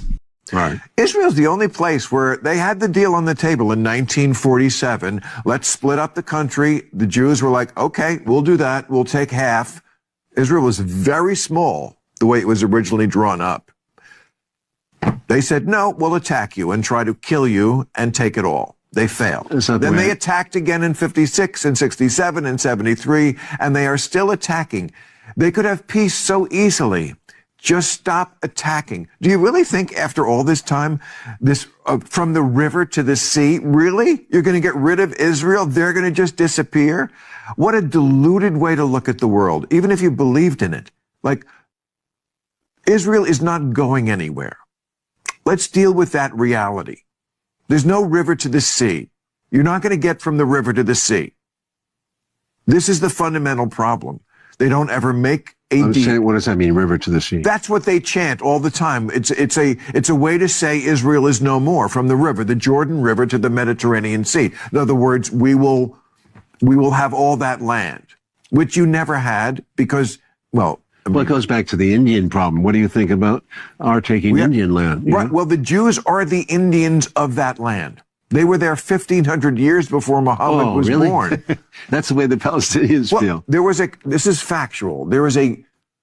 Jerusalem was the capital, King David's capital, in 1000 BC. Muhammad is born in 570 AD. Yes. Okay. There was a continuous Jewish population. Jerusalem could have had their own country a number of times. Most recently, 2000, the Oslo Accords, 97% of the West Bank. Was the deal perfect? No deal ever is. But if they had taken that deal and then shown the Israelis that, okay, we can live side by side without importing rockets from Iran and shooting them at you, and we can police our own militants, then maybe we can grow into more like normal neighbors. But Israel is going to have to keep a little eye on you because you do nothing but try to attack them and make them cease to exist. Is that not reasonable? Okay. I think that is a completely level-headed analysis up until Israel exterminated 75,000 now Palestinians and wounded times 3 more, and caused through lack of availability to fresh water, lack of availability of food, another 10,000 plus deaths. We're still trying to get all of the accurate numbers.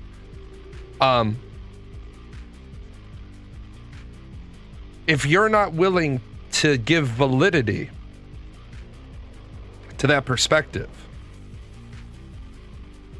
then you don't have a place at the table for the discussion. You have no, and this is why I say to people, no matter what Palestinian argument is made about ties to the land, don't make that argument because Israel was there first. You can say, oh, well, Palestine was a country. No, it never has been formally recognized as a country. And you're like, well, 162 nations recognize Palestine as a country. Right. Is that post UN? Yeah. Okay, well then it doesn't count. Because now every member of the UN agreed that the UN has to recognize you as a country before you're a country. It doesn't matter if 162 countries deal with you like a country. It matters. And the UN is useless. Can we all agree the UN is fucking useless? If those 162 countries really want Palestine to be recognized, then leave the UN and say, we're pulling our delegate from the UN until Palestine is recognized as a country. And maybe if 162 member nations refuse to field delegates, then maybe the UN will recognize it's fucking worthless. But every time I talk about Palestine, I get somebody in here with a wild hair up their ass who wants to turn it into a Muslim thing. They want to turn it into a religious thing.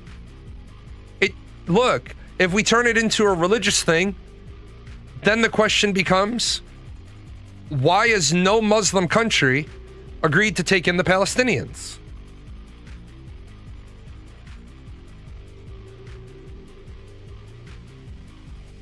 And I'm not unsympathetic because remember, the story of Palestine is very, very, very similar to the story of Ireland. Very, very big similarities. King of England dumped groups of people he didn't like onto Ireland. He sent whole clans, like, get out. You failed me in battle. Get out. Go over there. Wasn't even his fucking land to do that with. But he did it anyway.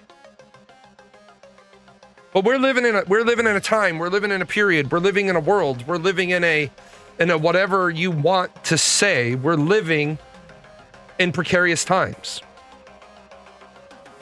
We're living in a state where you can't have discussions with people because some people, like the ones earlier today, they want to just gish gallop all the little factoids they know, and then they get upset because one by one, yeah, is violent crime down? Yeah, per capita. Violent crime is down per capita. They start saying, well, I looked at 2022, 2023, 2024, and 2025. Why are you looking at 3 years worth of data where all of the fucking trials aren't even concluded? Also, are you looking at murder or are you looking at deaths? Crimes that resulted in death. Because if you look up murder in your search results, you won't see murders that got charged as manslaughter. You won't see murders, or you won't see manslaughters that got downgraded into reckless conduct, involuntary manslaughter. The nice thing about data is that we can decide in the year 2026 how we're going to start sorting data. But it takes an awful long time to retroactively realign that data so that the numbers line up. Also, The person that was throwing 18 facts at me a second.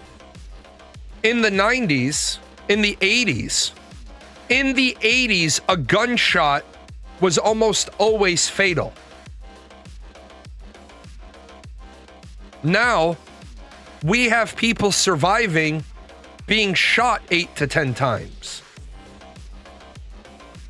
Trauma surgeons have gotten better. Technology has gotten better. Training has gotten better. Paramedics have gotten better. Back in the old days, the paramedics showed up. Sometimes they would work on you till you died. Other times, they wouldn't work on you at all. They just put you on the stretcher, put you in the ambulance, get you to the hospital. Now we have paramedics saving lives that in the past would have died. Well, now you don't have a murder, and now you don't have a manslaughter. So the point I was making earlier to the person was, you're throwing an awful lot of facts out, but the truth is, how do we have 3 times as many people in prison if we have 50% as much crime? Your numbers don't line up, and you should know that your dog don't hunt. We have an awful lot of people going to jail for assault with a deadly. That 30 years ago, that person would have died. So,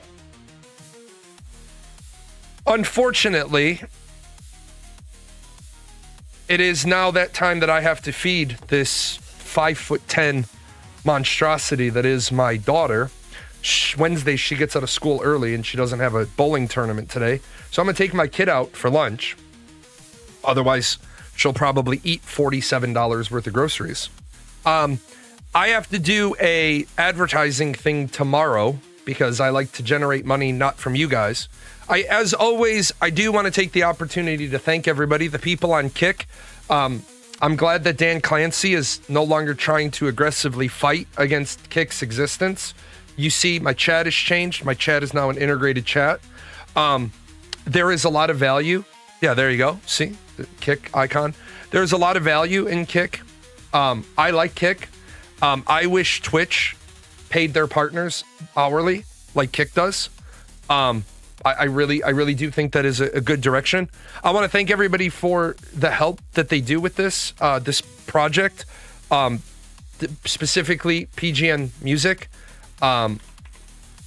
We are, every year PGN Music is growing. And it's growing very, very well. We are averaging about 4,000 plays a day right now. That is huge. It took years to get here, but just really quickly, it took years and years and years to get here, but there's the 5,000 line, right? And an awful lot of days we're above that 5,000 line. Even this dip right here was 3,500. So at the start of this curve, that's 4,000. So we're back above 4,000 every day, which is amazing. It is nice to be able to pay composers. I do have some AI generated music coming out. I spend a lot of times generating stems just because I can't afford to pay composers. I am a slacker. I've been waiting on one piece of information, and then I'll do my taxes for the company, and then I'll pay some composers. Some Bossa Nova Christmas is what I'd like to do. So I want to say thank you to you guys. Thank you to everybody who shows up all the time. Thank you to the people who debate. I will see you guys tomorrow for this advertising campaign I'm doing. I wonder if the organic meat sack that runs this channel knows a lot of these sponsors don't sponsor us anymore. They were longtime sponsors. The credits are fine. Do we get paid? Is any of this sponsorship money for Gail, Daisy, the Chaos Fund? You are a figment of John.